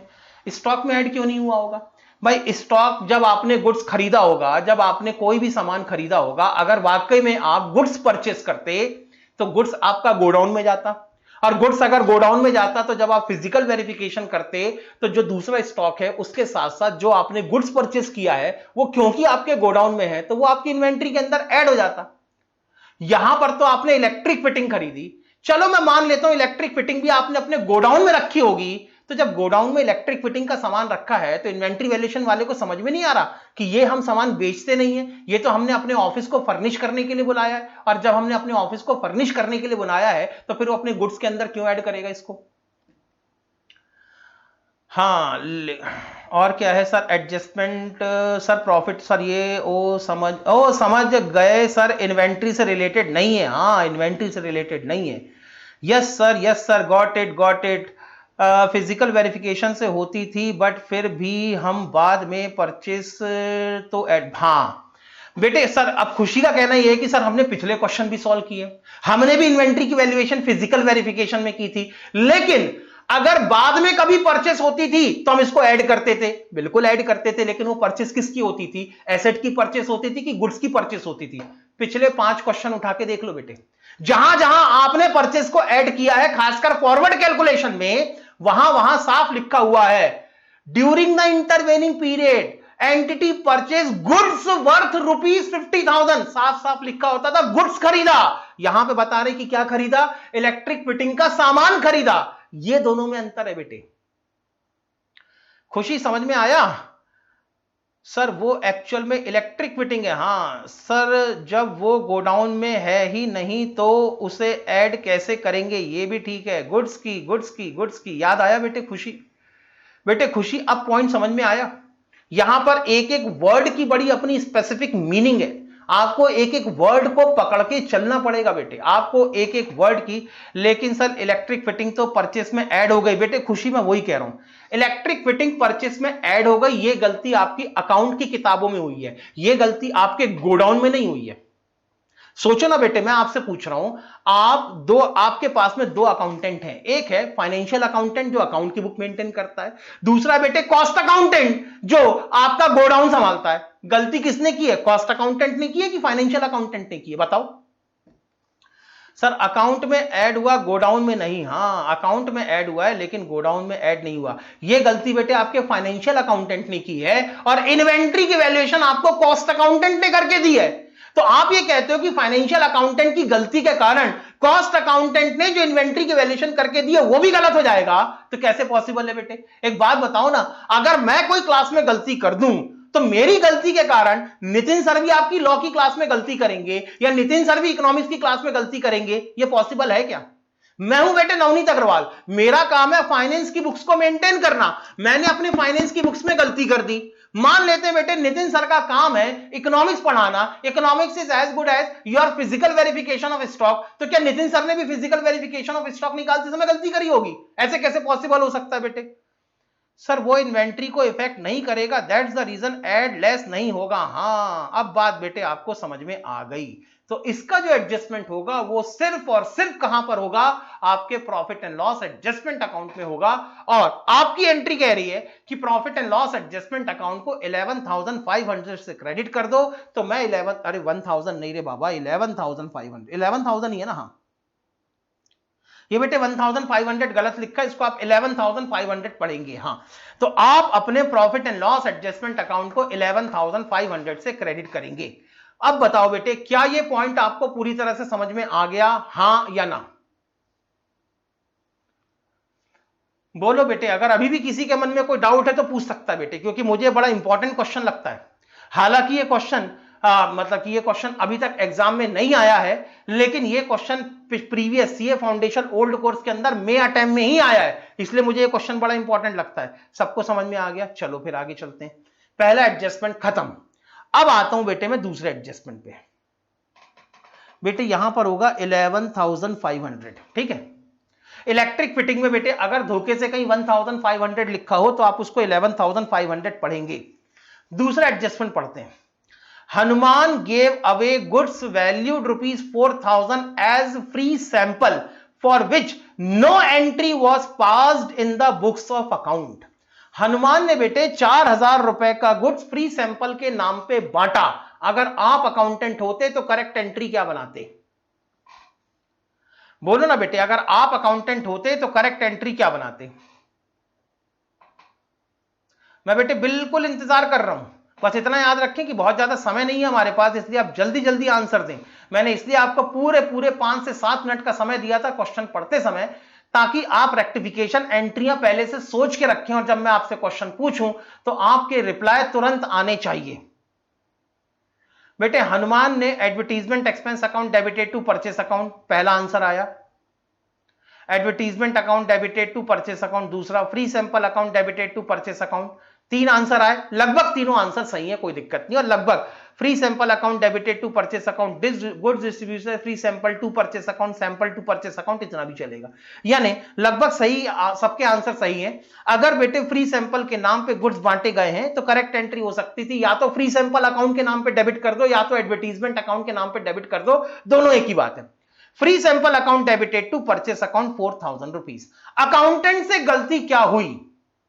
सर अकाउंटेंट से गलती यह हुई है कि अकाउंटेंट ने इस ट्रांजैक्शन को रिकॉर्ड ही नहीं किया, और अगर रिकॉर्ड नहीं किया तो इनकरेक्ट ट्रीटमेंट क्या हुआ? सर कुछ भी नहीं हुआ। जब अकाउंट की बुक में ट्रांजैक्शन रिकॉर्ड ही नहीं हुआ तो ना तो फ्री सैंपल अकाउंट डेबिट हुआ होगा और ना तो परचेस अकाउंट क्रेडिट हुआ होगा। जब रिकॉर्ड ही नहीं हुआ तो ना तो कोई अकाउंट डेबिट हुआ है ना तो कोई अकाउंट क्रेडिट हुआ है। अब मैं आपसे पूछता हूं बेटे, अगर आप रेक्टिफाइड एंट्री बनाते तो क्या करते? सबका आंसर यही होगा कि sir free sample account debit नहीं हुआ तो रेक्टिफाइड करते समय अब डेबिट कर देते हैं।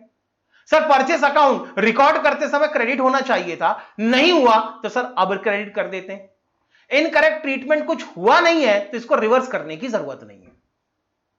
लेकिन क्योंकि हम एरर की रेक्टिफिकेशन कर रहे हैं प्रॉफिट एंड लॉस अकाउंट बनाने के बाद, तो हर रेवेन्यू अकाउंट की या हर नॉमिनल अकाउंट की रेक्टिफिकेशन होनी चाहिए।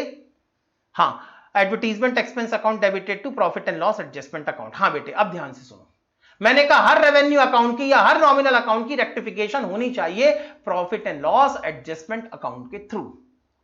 तो फ्री सैंपल अकाउंट हमारे लिए रेवेन्यू अकाउंट है, हमारे लिए खर्चे का अकाउंट है, हमारे लिए नॉमिनल अकाउंट है, इसलिए फ्री सैंपल अकाउंट की जगह क्या लिख देना चाहिए? सब profit and loss adjustment account. और परचेज भी हमारे लिए नॉमिनल अकाउंट है तो परचेज के लिए भी क्या लिख देना चाहिए? Profit and loss adjustment account. Sir लेकिन ऐसी एंट्री थोड़े ना बनती है, profit and loss adjustment account debit and profit and loss adjustment account credit. तो बेटे रियलिटी में हम एंट्रियां थोड़े ना बना रहे हैं, रियलिटी में तो हम एक्चुअल प्रॉफिट निकालने की कोशिश कर रहे हैं। आप अपनी एंट्री को ध्यान से पढ़ो, एंट्री क्या कहती है? Profit and loss adjustment account को 4,000 से डेबिट करना है, मैंने कहा ये लो डेबिट कर देते हैं। वही profit and loss adjustment account को 4,000 से क्रेडिट करना है तो मैंने कहा ये लोग क्रेडिट कर देते। यानी ये जो 4,000 है ये profit and loss adjustment account में डेबिट भी होंगे और ये profit and loss adjustment account में क्रेडिट भी होंगे। अब आपके मन में यह सवाल उठ सकता है कि सर 4000 डेबिट भी कर रहे हो, 4000 क्रेडिट भी कर रहे हो, तो अगर डेबिट भी नहीं किया, क्रेडिट भी नहीं किया, तब भी तो आंसर उतना ही मिलेगा। मैंने कहा हां, आंसर तब भी उतना ही मिलेगा। तो सर अगर इसको इग्नोर कर दें तो इग्नोर कर दो, उसमें क्या दिक्कत है। वहां पे आप जब पूरा सॉल्यूशन लिख दे तो नीचे एक नोट डाल दें, नोट डालते समय लिख दें no adjustment is required for point number 2, ऐसा लिख दो। लेकिन फिर भी मैं रिकमेंड करूंगा कि आप अपने profit and loss adjustment account में डेबिट और क्रेडिट दोनों करके दिखाएं, ताकि जब वैल्यूअर के सामने आपकी आंसर शीट जाएगी तो उसको पता चलेगा कि नहीं, बच्चे ने पूरा दिमाग लगा के पूरे क्वेश्चन को प्रॉपर तरीके से सॉल्व किया। बोलो बेटे, ये वाला पॉइंट समझ में आ गया, हां या ना? शालू ने कहा बेटे नो एंट्री, वैसे तो नो एंट्री हो सकती है। हाँ बेटे, ज्ञान अनम्यूट करो अपने आप को, बोलो बेटे ज्ञान। हाँ बेटे, आप अपनी जर्नल एंट्री को देखो, आपकी जर्नल एंट्री क्या कहती है? जर्नल एंट्री कहती है profit and loss adjustment account 4000 से डेबिट होना चाहिए, इसलिए मैंने profit and loss adjustment account को 4000 से डेबिट किया है। फिर आपकी एंट्री कहती है कि profit and loss adjustment account 4000 से क्रेडिट भी होना चाहिए, तो मैंने profit and loss adjustment account को 4000 से क्रेडिट भी किया है। मैंने कुछ भी का नया काम नहीं किया ज्ञान। हाँ बेटे, हेलो, हाँ ज्ञान बोलो। ज्ञान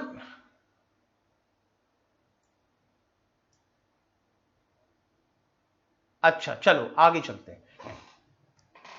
अब आता हूं बेटे मैं एडजस्टमेंट नंबर 3 पे।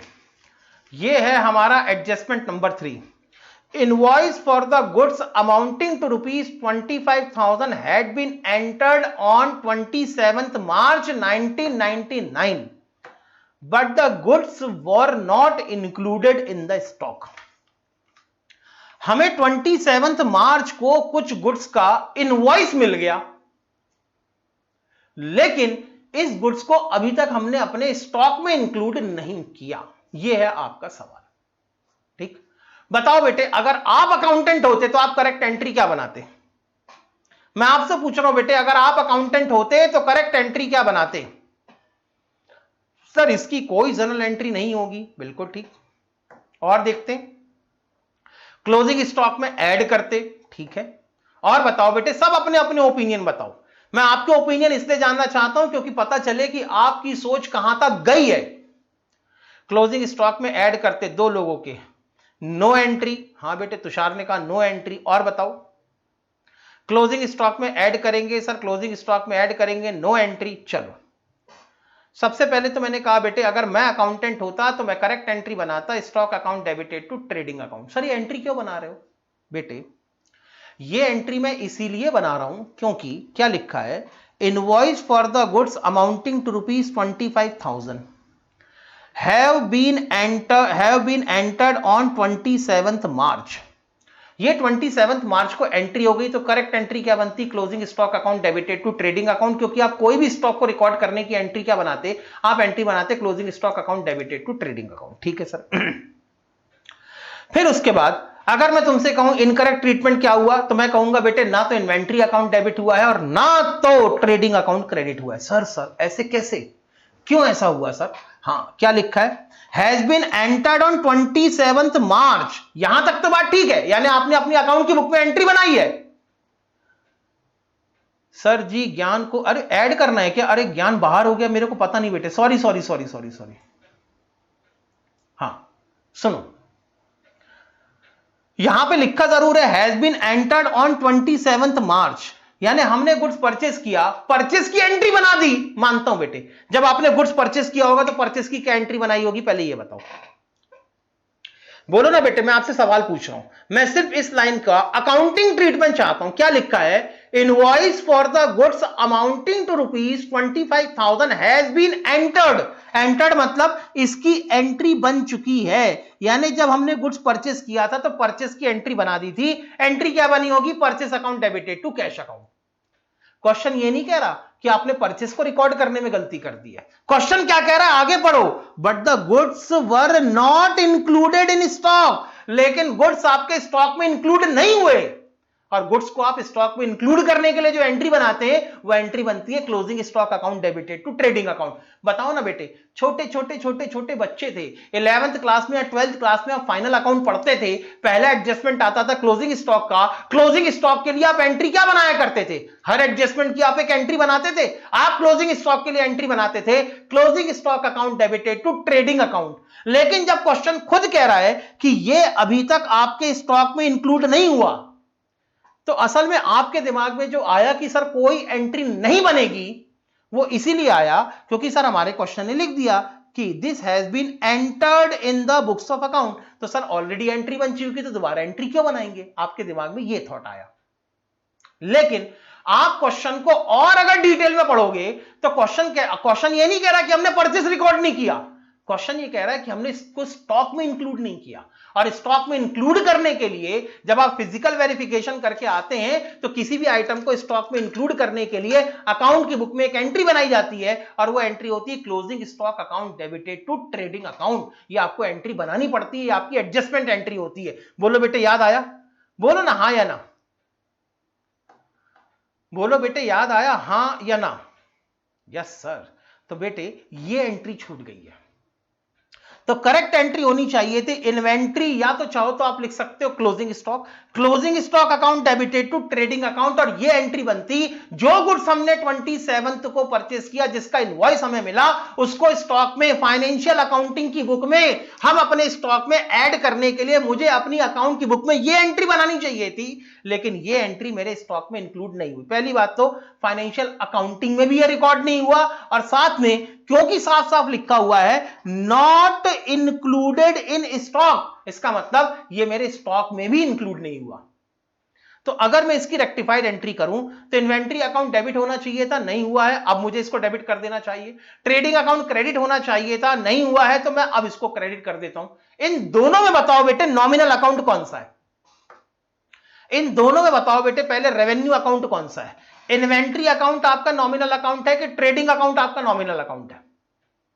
Sir trading account nominal account है। तो ट्रेडिंग अकाउंट की एरर की रेक्टिफिकेशन होनी चाहिए किसके साथ? Sir profit and loss adjustment account के साथ। तो अकाउंट की बुक में जो गलती ठीक करनी है उसके लिए रेक्टिफाइड एंट्री बनी inventory account debited to closing stock account, sorry inventory account debited to profit and loss adjustment account.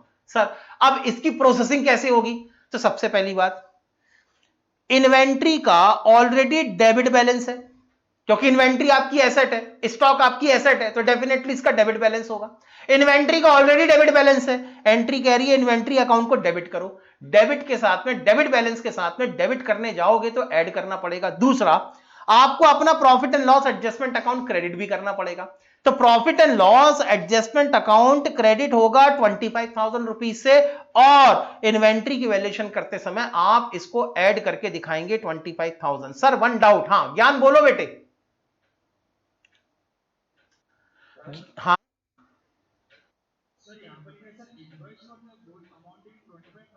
हाँ हाँ हाँ हाँ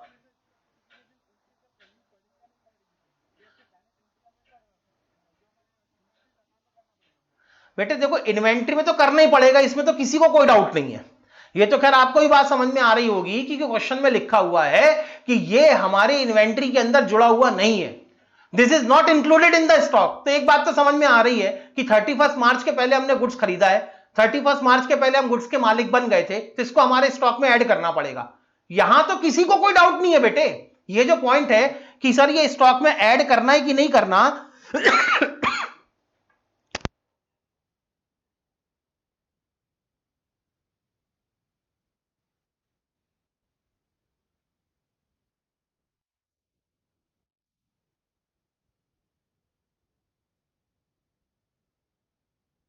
बेटे इसको स्टॉक में ऐड करना है कि नहीं करना है, इसमें तो किसी को डाउट नहीं। ये बात तो बेटे क्रिस्टल क्लियर है कि 25,000 स्टॉक की वैल्यूएशन करते समय उसको ऐड करना ही पड़ेगा। डाउट है तो सिर्फ इतना डाउट है कि सर ये रेक्टिफाइड एंट्री के हिसाब से profit and loss adjustment account में क्रेडिट करना है कि नहीं करना। मुद्दे की बात यहां पर सिर्फ इतनी है। बोलो यही डाउट है ना तुम्हारे अंदर भी? हाँ। तो बेटे जब ये कहते हैं कि goods were not included in stock, तो इसका मतलब ये होता है कि अभी तक बेटे इसकी कोई एंट्री, मतलब देखो एक तो होता है गुड्स को परचेस करना, परचेस करते समय हम एंट्री बनाते हैं purchase account debited to cash account, तो मैं ये देखता हूं कि परचेस रिकॉर्ड हुआ कि नहीं हुआ, तो परचेस के बारे में क्वेश्चन साइलेंट है, लेकिन इसका मतलब जब 27 को मुझे इनवॉइस मिला, तो जैसे मुझे इनवॉइस मिला मैंने अकाउंट की बुक में परचेस तो रिकॉर्ड कर दिया होगा, लेकिन जब ये कहते हैं कि गुड्स स्टॉक में इंक्लूड नहीं हुआ, तो कोई भी गुड्स हो उसको फाइनेंशियल अकाउंटिंग की बुक में गुड्स को स्टॉक में इंक्लूड करने के लिए हमारे क्लोजिंग स्टॉक को फाइनेंशियल अकाउंटिंग की बुक में रिकॉर्ड करने के लिए एक एंट्री बनाते हैं हम, closing stock account debited to trading account. और जब ये कहते हैं कि ये गुड्स हमारे स्टॉक में इंक्लूड नहीं हुआ, इसका मतलब फाइनेंशियल अकाउंटिंग की बुक में भी ये अभी तक स्टॉक में ऐड नहीं हुआ, इसका मतलब फाइनेंशियल अकाउंटिंग की बुक में जो एंट्री बननी थी closing stock account debited to trading account, वो एंट्री भी अभी तक नहीं बनी है, इसीलिए मुझे एंट्री बनानी पड़ी। अब रेक्टिफाइड एंट्री कहती है कि inventory account debited to trading account, trading account मेरा क्योंकि नॉमिनल अकाउंट है इसलिए मैं इसकी रेक्टिफिकेशन करूंगा profit and loss adjustment account के थ्रू। और अगर मेरी रेक्टिफाइड एंट्री बनती है inventory account debited to profit and loss adjustment account, और मेरी एंट्री कहती है कि profit and loss adjustment account को क्रेडिट करो, तो मेरी मजबूरी हो जाती है कि मैं अपने profit and loss adjustment account को भी क्रेडिट करूं। बेटे यहां तक अब बात समझ में आई? हाँ हाँ बेटे मैं वही तो समझाने की कोशिश कर रहा हूं ज्ञान, मैं ये समझाने की कोशिश कर रहा हूं कि जब ये कहते हैं कि गुड्स स्टॉक में इंक्लूड नहीं हुआ, इसका मतलब हमारी जो फिजिकल वेरिफिकेशन है इसके अंदर भी ये इंक्लूड नहीं हुआ, इसके अंदर इंक्लूड करने के लिए मैंने कहा ये जो स्टेटमेंट बनेगा इसमें हम ऐड करके दिखाएंगे। उसके बाद ये कह रहे हैं कि हमारी जब इंक्लूड नहीं हुआ इसका मतलब फाइनेंशियल अकाउंटिंग की बुक में भी तो रिकॉर्ड नहीं हुआ, ये फाइनेंशियल अकाउंटिंग की बुक में भी ये स्टॉक में इंक्लूड नहीं हुआ, तो फाइनेंशियल अकाउंटिंग की बुक में इसको स्टॉक में इंक्लूड करने के लिए मुझे एक एंट्री और डालनी पड़ेगी, और एंट्री डालनी पड़ेगी trading account debited to profit and loss adjustment account. मैं वही समझाने की कोशिश कर रहा हूं बेटे, नॉट इंक्लूडेड का मतलब ही है कि ना तो वो फिजिकल वेरिफिकेशन में जुड़ा हुआ है और ना तो वो फाइनेंशियल अकाउंटिंग की बुक में रिकॉर्ड हुआ है। समझ में आई बेटे बात?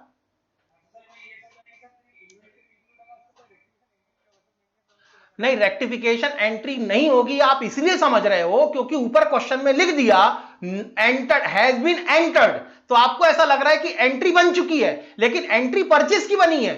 जो हमारी अकाउंट की बुक में स्टॉक को, सॉरी कोई भी गुड्स को इन्वेंट्री में स्टॉक में ऐड करने के लिए एंट्री बननी चाहिए वो नहीं बनी है।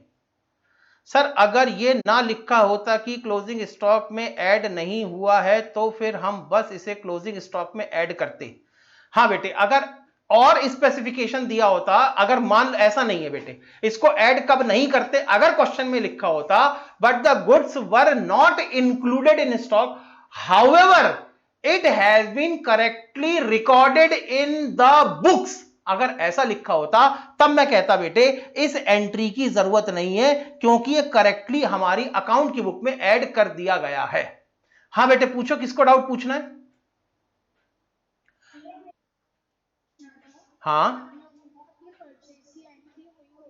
हाँ हाँ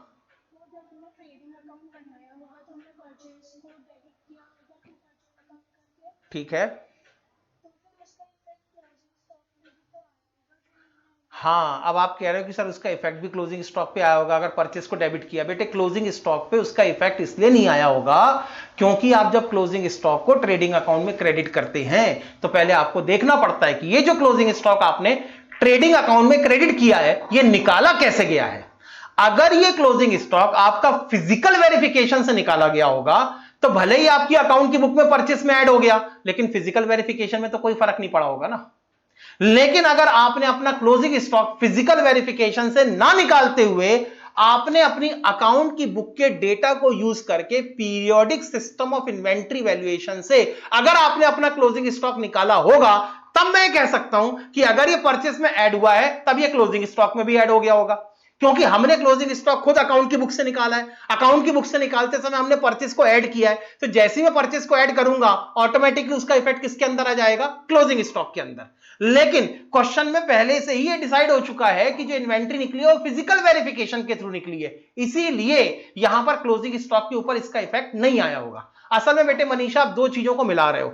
आप बेटे अकाउंट की बुक का जो डेटा होता है वो और फिजिकल वेरिफिकेशन के थ्रू जो डेटा आता है वो इन दोनों को मर्ज कर रहे हो, जबकि ये दोनों अलग अलग चीजें। मैं दोनों को अलग अलग चीजें क्यों कह रहा हूं? क्योंकि आप फिजिकल वेरिफिकेशन मत करो, सिर्फ और सिर्फ अकाउंट की बेसिस पर भी अपना क्लोजिंग स्टॉक निकाल सकते हो, कोई दिक्कत नहीं है। लेकिन ऐसा भी तो हो सकता है कि आप अकाउंट की बुक्स में जो डेटा है, जो इंफॉर्मेशन है, इसको यूज मत करो और फिजिकल वेरिफिकेशन के थ्रू आप क्लोजिंग स्टॉक निकालो। अब आप खुद सोच के देखो, अगर आपने फिजिकल वेरिफिकेशन किया है, गुड्स परचेस करते समय आपने अपनी अकाउंट की बुक में परचेस रिकॉर्ड कर दिया, तो इससे आपका परचेस तो बढ़ गया, लेकिन इससे आपका स्टॉक भी बढ़ा होगा, कोई जरूरी है क्या? सोचो ना बेटे मनीषा, क्या आपका वाकई में क्लोजिंग स्टॉक बढ़ा होगा? और क्वेश्चन इस बात को खुद एक्सप्लेन कर रहा है that these had not been included in stock, यानी ये अभी तक तो स्टॉक में इंक्लूड ही नहीं है। तो आपके परचेस अकाउंट में तो, आपके ट्रेडिंग अकाउंट में परचेस के साथ तो डेबिट हो गया, लेकिन आपके ट्रेडिंग अकाउंट में क्लोजिंग स्टॉक के साथ में जो क्रेडिट होना चाहिए था वो नहीं हुआ अभी तक। बात समझ में आई मनीषा? मनीषा हां सर, आज सही आंसर दिया है, दिया ही नहीं है जी सर, आ गया सर। चलो बेटे बात समझ में आ गई है। तो stock sir if not included वाली लाइन नहीं होती तो फिर भी ऐड करते। बेटे अगर नॉट इंक्लूडेड वाली लाइन नहीं होती तब इस सेंटेंस का कोई मतलब ही नहीं बनता। इस सेंटेंस का मतलब इसीलिए नहीं बनता क्योंकि एडजस्टमेंट की आत्मा ही मर जाती बेटे, फिर तो एडजस्टमेंट होता ही नहीं। अगर नॉट इंक्लूडेड लिखना ही था उनको तो इसका मतलब यह है कि ऑलरेडी इंक्लूडेड है, क्योंकि साफ कह रहे हैं गुड्स हमने कब परचेस किया? 31 मार्च के पहले। और अगर आप कह रहे हो कि नॉट इंक्लूडेड वाली लाइन हटा दो तो मैं क्या मानूंगा बेटे? तब तो मैं यही मानूंगा ना कि 27 मार्च के पहले मैंने अपने सप्लायर को ऑर्डर दिया था, सप्लायर ने 27 मार्च को मुझे इनवॉइस भेजा, उसके साथ साथ मुझे गुड्स भी भेज दिया। तो 27 मार्च और 31 मार्च के पहले मुझे गुड्स रिसीव हो गया, और गुड्स रिसीव हो गया तो ये मेरे स्टॉक के अंदर ऐड हो गया। स्टॉक के अंदर ऐड हो गया तो क्लोजिंग स्टॉक के अंदर आ ही गया होगा ये। तब तो बेटे ये एडजस्टमेंट बनता ही नहीं। ये एडजस्टमेंट बना ही इसलिए क्योंकि इसके अंदर लिखा हुआ था not included in the stock. Yes sir, आगे चलूं? बोलो बेटे ये वाला पॉइंट सबके समझ में आ गया, हां या ना? 2 3 4 लोगों के आंसर आए हैं, बाकियों को समझ में आया कि नहीं बेटे? एक बार क्लियर कर दो, फिर मुझे आगे बढ़ना है। सर और अगर ये लिखा होता कि not included in the books, हाँ बेटे अगर ये लिखा होता not included in the books, तब मैं कहता कि फिजिकल वेरिफिकेशन करते समय मेरे स्टॉक में ऐड हो चुका है, तब मैं इसको यहां पर ऐड नहीं करता। लेकिन क्योंकि बुक्स में इंक्लूड नहीं हुआ है तब मैं इसको यहां पर जरूर ऐड कर देता। बात समझ में आ गई? फिर सिर्फ और सिर्फ आपका profit and loss adjustment account credit होता। किसने पूछा था? अच्छा सवाल था ये, शालू ने पूछा था कि सर अगर ये लिखा होता कि not included in the books, अगर ये लिखा होता कि ये बुक्स में इंक्लूड नहीं हुआ है, तो बेटे शालू उस कंडीशन में हम सिर्फ profit and loss adjustment account को क्रेडिट करते, लेकिन स्टॉक में इसको ऐड नहीं करते। अच्छा अब बेटे और किसी को अगर कोई डाउट हो तो पूछ सकता है, लगभग सभी का आ गया है। ठीक है आगे चलते हैं। अगला एडजस्टमेंट, हां सर अगले एडजस्टमेंट पे आ जाओ। Adjustment number 4, in March 1999 goods of ₹20,000 sold and delivered were taken in the sales for April 1999। बेटे ये कह रहे हैं मार्च 1999 में 20,000 रुपीस का गुड्स बेचा, तो इसको मैं अपनी मार्च की सेल्स कंसीडर करूं या इसको मैं अप्रैल की सेल्स कंसीडर करूं? बताओ बेटे। हां खुशी का जवाब आया सर मार्च। जब मार्च में सर गुड्स बेच दिया, मार्च में हमने गुड्स की डिलीवरी कर दी, साफ एक वर्ड लिखा हुआ है सोल्ड। सोल्ड का मतलब है मार्च में ही हमने ओनरशिप ट्रांसफर कर दी, और लिखा है एंड डिलीवर्ड, यानी मार्च में हमने गुड्स की डिलीवरी भी दे दी। इसका मतलब इसको हमें मार्च में एज अ सेल्स रिकॉर्ड कर देना चाहिए। तो करेक्ट एंट्री अगर मैं इसकी बनाऊं तो क्या बनेगी? सर करेक्ट एंट्री बनेगी party account debited to sales account या cash account debited to sales account, दोनों एंट्री ठीक है। आगे चलो। अकाउंटेंट से गलती क्या हुई बेटे ये बताओ, बताओ अकाउंटेंट से गलती क्या हुई और इनकरेक्ट एंट्री क्या बनी?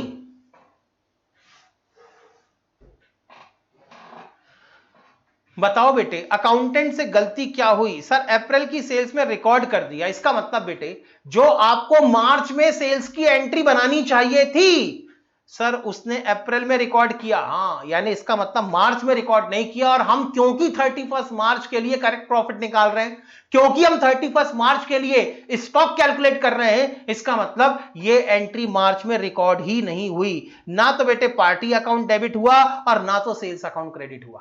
तो इसकी अगर मैं रेक्टिफाइड एंट्री बनाऊं तो मार्च में क्योंकि मेरा गुड्स बिका है इसीलिए मुझे पार्टी अकाउंट को डेबिट करना चाहिए, सेल्स अकाउंट क्रेडिट नहीं हुआ तो मुझे सेल्स अकाउंट को भी क्रेडिट करना चाहिए।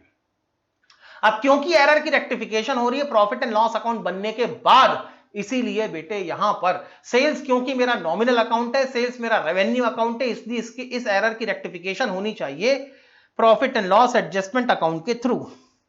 तो सेल्स अकाउंट की जगह लिखा जाएगा profit and loss adjustment account. अब अगर मैं इस एंट्री को देखूं तो मेरी इस एंट्री के हिसाब से profit and loss adjustment account 20,000 से क्रेडिट हो जाना चाहिए। सर स्टॉक में आप इसका कुछ नहीं करोगे? नहीं, मैं स्टॉक में इसका कुछ नहीं करूंगा। ठीक, यह है मेरा फाइनल जवाब। अब अगर किसी को कोई डाउट हो तो वो पूछ सकता है। बेटे ये सिर्फ profit and loss adjustment account में क्रेडिट होगा, स्टॉक के अंदर ना तो ये ऐड होगा ना तो ये लेस होगा। यह है मेरा जवाब। कोई डाउट है? शिवानी ने कहा नो डाउट, शालू ने कहा नो डाउट, तुषार ने कहा नो डाउट। सिर्फ 3 लोगों को डाउट नहीं है, बाकी लोगों का क्या बेटे?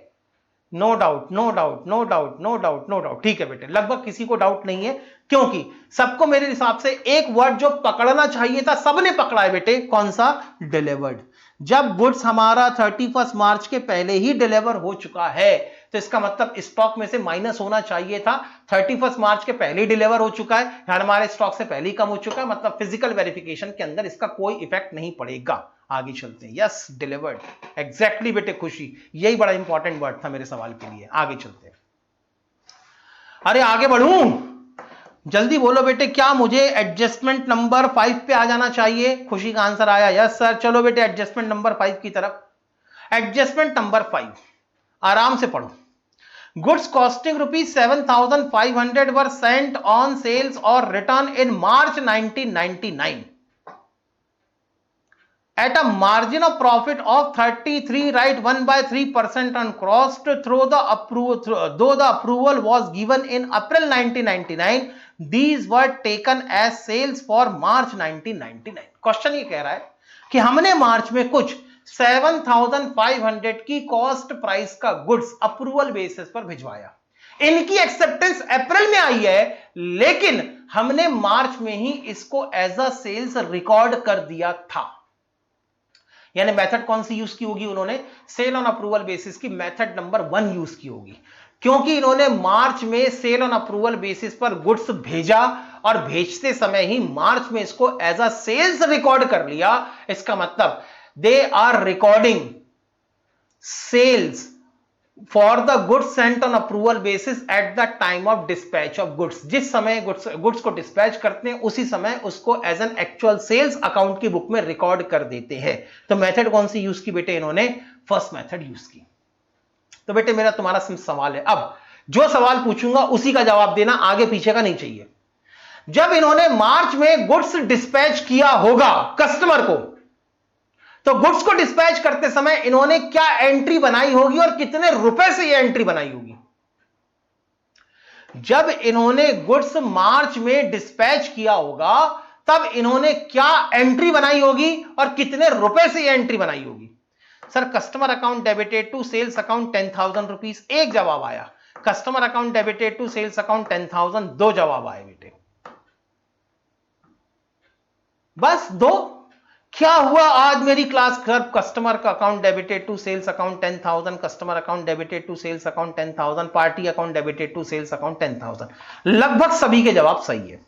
जब इन्होंने though the approval was given in April 1999, these were taken as sales for March 1999, तो इन्होंने एंट्री बना दी होगी customer account debited to sales account, और क्योंकि एंट्री सेल्स की है इसलिए इसको सेल्स प्राइस पे रिकॉर्ड होना चाहिए। तो पहले गुड्स की क्योंकि कॉस्ट प्राइस दी हुई है, मुझे सेल्स प्राइस निकालना पड़ेगा। गुड्स की कॉस्ट प्राइस है बेटे 7500 और ये कितना प्रॉफिट ऐड करते हैं सर, ये कॉस्ट पे 33 राइट 1/3% का या 33.33% का प्रॉफिट ऐड करते हैं। 7500 का 33.33% होगा 2500, तो सेल प्राइस निकल के आती है 10,000। तो जो इन्होंने मार्च में सेल्स रिकॉर्ड की होगी वो 10,000 रुपीज से अकाउंट की बुक में रिकॉर्ड की होगी। यहां तक किसी को कोई डाउट नहीं है, ऐसा मैं मान के चल रहा हूं। आगे चलते हैं। क्या 31 मार्च तक कस्टमर की कोई अप्रूवल आई या 31 मार्च तक कस्टमर ने गुड्स को रिजेक्ट किया, यानी किसी तरह की कोई इंटीमेशन आई है? नहीं आई। इसका मतलब 31 मार्च तक इंटीमेशन कस्टमर की पेंडिंग थी और सेल ऑन अप्रूवल बेसिस पर पढ़ रखा है कि अगर कोई good sale on approval basis पर भिजवाया जाए, भेजते समय अगर उसको एक्चुअल सेल्स रिकॉर्ड कर लिया जाए, लेकिन फिर भी अगर ईयर एंड में इसके रिलेटेड इंटीमेशन पेंडिंग हो तो आपको यहां पर 2 एंट्रियां बनानी पड़ती थी। बताओ बेटे आपको 2 एंट्रियां कौन कौन सी बनानी पड़ती थी? बोलो बेटे आपको 2 एंट्री कौन कौन सी बनानी पड़ती थी?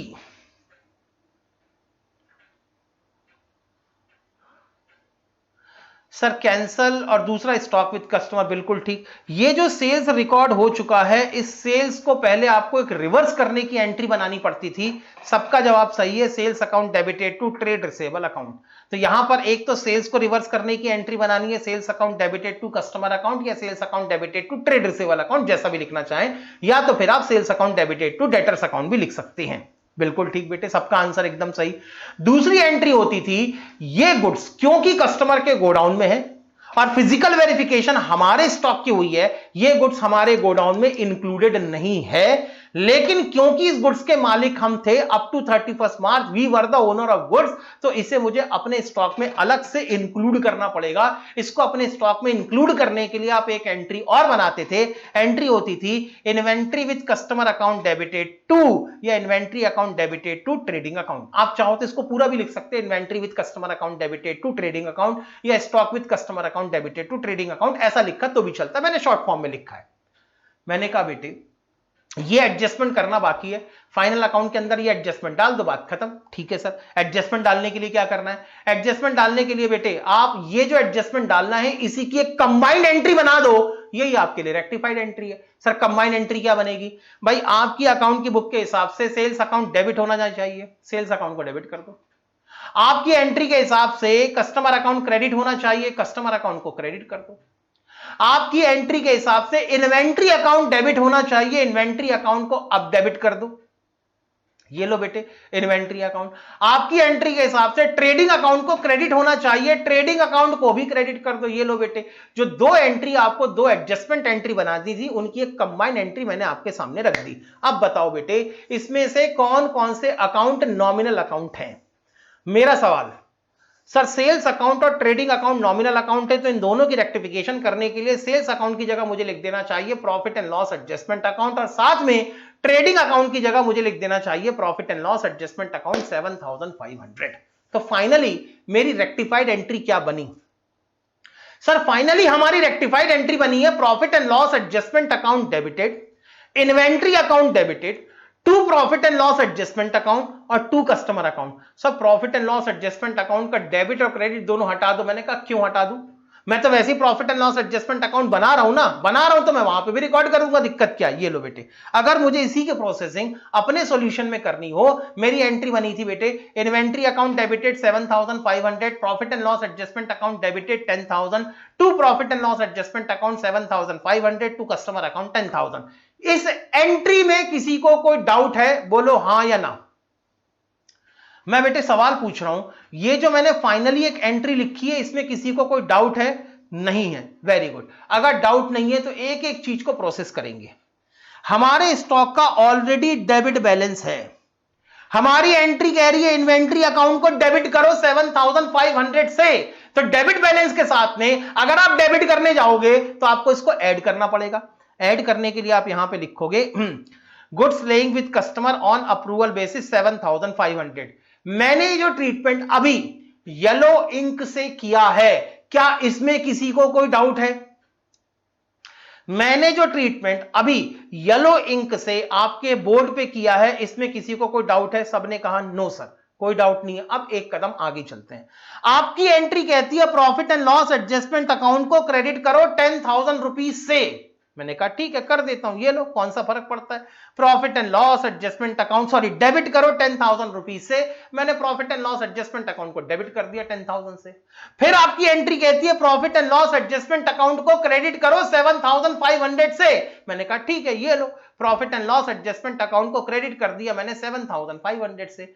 अब कस्टमर अकाउंट का ट्रीटमेंट ना तो आपके स्टॉक में होगा ना तो profit and loss adjustment account में होगा, तो इसको मैंने छोड़ दिया। बात समझ में आ गई बेटे? अब बताओ किसी को कोई डाउट है यहां तक? बोलो ना बेटे, यहां तक किसी को कोई डाउट है?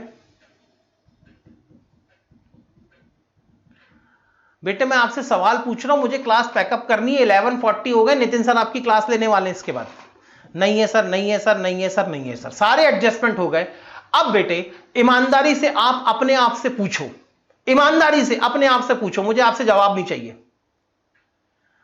सर बन गया चिंदी ये क्वेश्चन, नो डाउट। ओके ठीक है बेटे, आप अपने हिसाब से एक सवाल पूछो कि ओपनिंग पैराग्राफ और उसके साथ जो क्वेश्चन के अंदर 5 एडजस्टमेंट दिए हुए हैं, मैं कौन सी बात कर रहा हूं?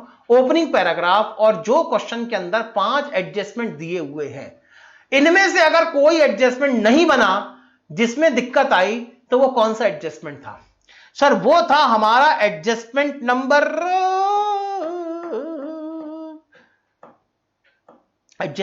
शायद 3 था ना? हां सर, अगर हमें कहीं पे थोड़ी सी दिक्कत आई तो सिर्फ एडजस्टमेंट नंबर 3 में हमें दिक्कत आई है, अदरवाइज बाकी तो पूरा क्वेश्चन आपसे बन रहा था।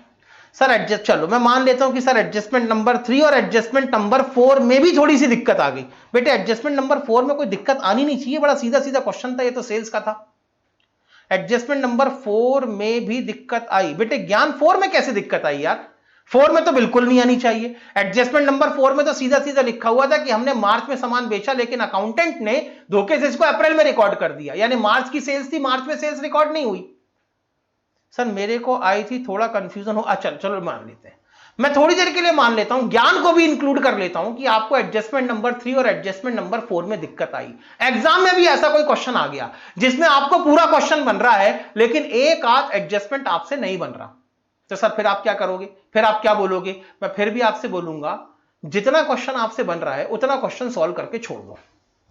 सर क्यों ऐसा? देखो अगर इस क्वेश्चन को सॉल्व नहीं करोगे तो एक भी मार्क्स नहीं मिलने वाले, लेकिन अगर आप इस क्वेश्चन को सॉल्व करते तो पहली बात तो आप पूरा फॉर्मेट बनाते, आप अपने क्वेश्चन के अंदर ओपनिंग बैलेंसेस लिखते, पहले एडजस्टमेंट में कोई दिक्कत नहीं, दूसरे एडजस्टमेंट में कोई दिक्कत नहीं, तीसरे एडजस्टमेंट में चलो मैंने मान लिया कि दिक्कत आई, तो दिक्कत आती भी तो कहां पर? Profit and loss adjustment account में क्रेडिट करने में आप गलती कर देते, लेकिन इन्वेंट्री की वैल्यूएशन में प्रॉपर आप 25,000 रुपीज ऐड करते।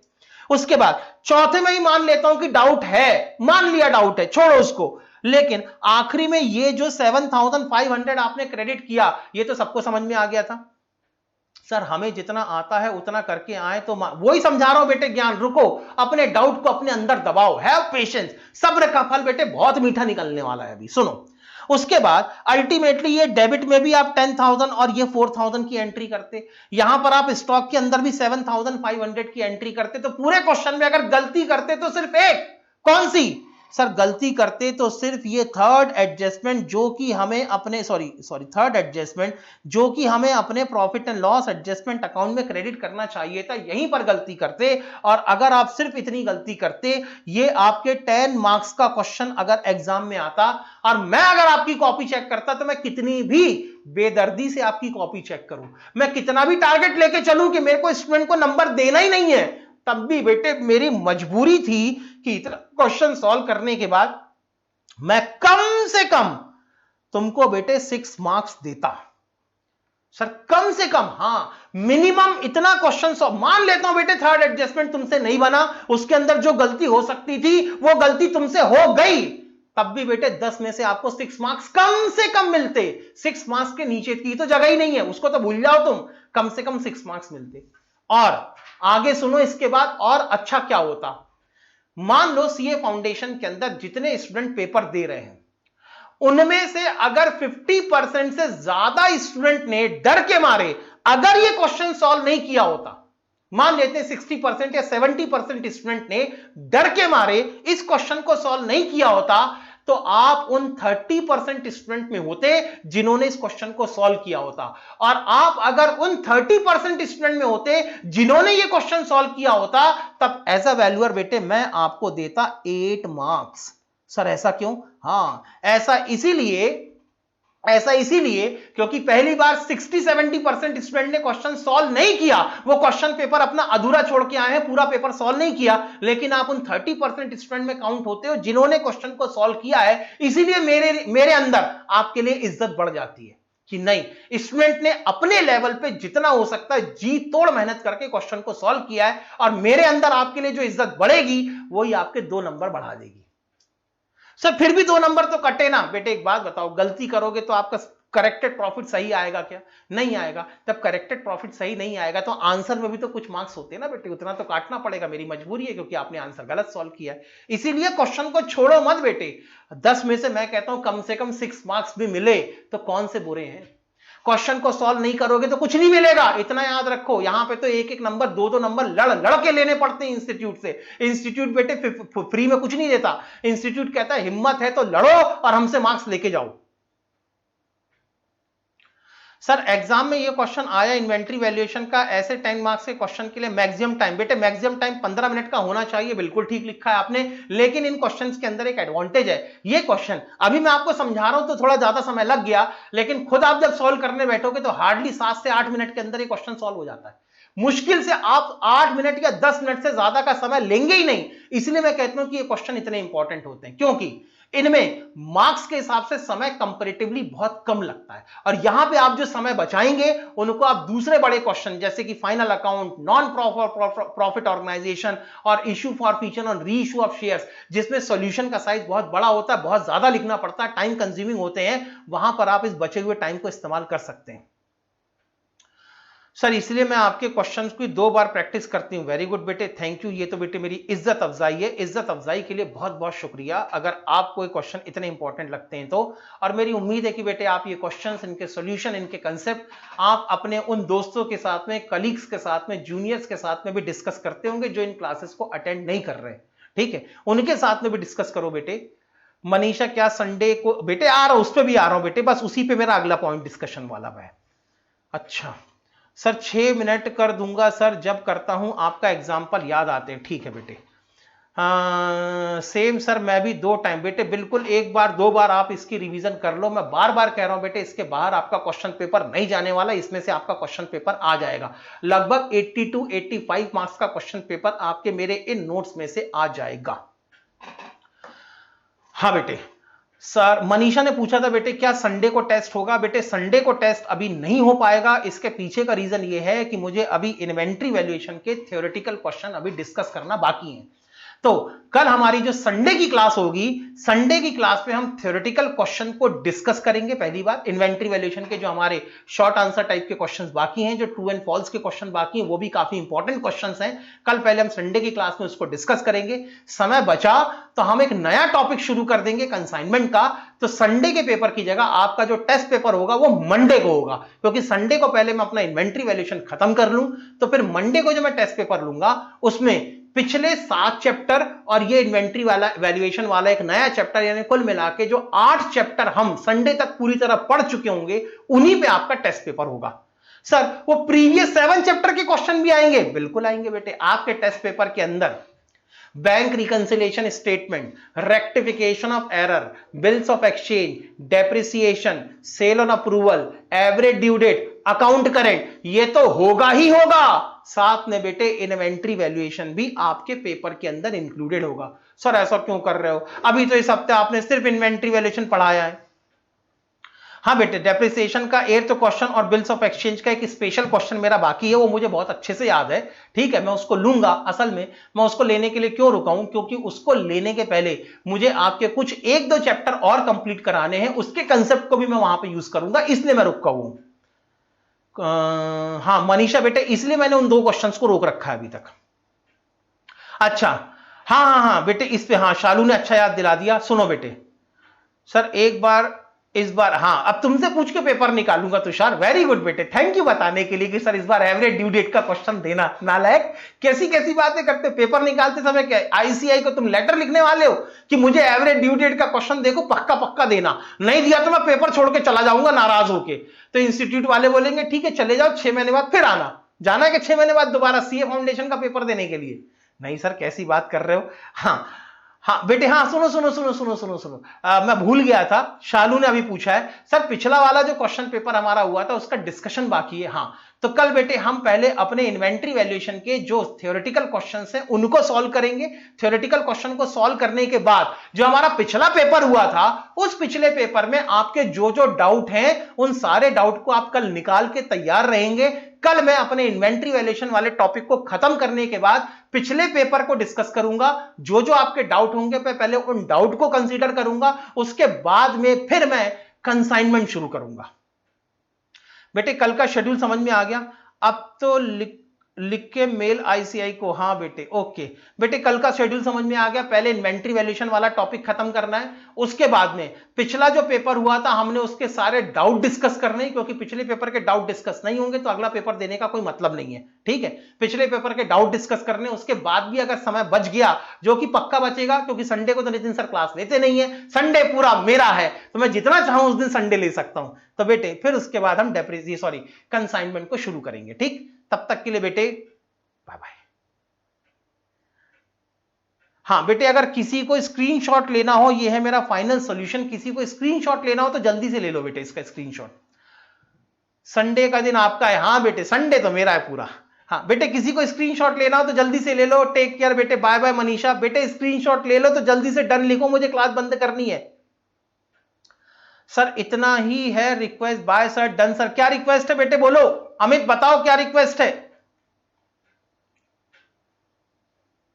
इसका? अच्छा इसका total, oh sorry sorry sorry sorry sorry sorry, हाँ बेटे यहां पे टोटल करने जाऊं तो क्रेडिट की टोटल हुई थी 1,18,000, तो profit and loss adjustment account की डेबिट की टोटल होनी चाहिए 1,18,000, तो मेरा बैलेंसिंग फिगर बच जाता है 1,04,000 का, और यही होगा हमारा एडजस्टेड नेट प्रॉफिट या हमारा करेक्टेड नेट प्रॉफिट। वैसे ही इन्वेंट्री के अंदर अगर करने जाऊं तो 37,000 में मुझे 15,000 और 7,500 ऐड करने हैं, तो फाइनली मेरी जो इन्वेंट्री की वैल्यूएशन आएगी वो आएगी 70,000 रुपीज की। ठीक सर, लास्ट में टोटल बेटे कर दिया मनीषा। अब अगर किसी को स्क्रीनशॉट लेना हो तो फटाफट स्क्रीनशॉट ले लो ताकि मैं अपनी क्लास को पैकअप करूं। बेटे नितिन सर का फोन आ रहा है, उनको लॉगिन करना है। स्क्रीनशॉट हो गया हो तो डन करके लिख दें बेटे जल्दी। डन सर, चलो स्क्रीनशॉट ले लिया बेटे, जिसने ले लिया वो अपने ग्रुप में शेयर कर देना। अभी मैं क्लास को बंद कर रहा हूं बेटे। Bye bye bye bye bye bye. Thank you for today बेटे, thank you to all of you for attending my class. Bye bye.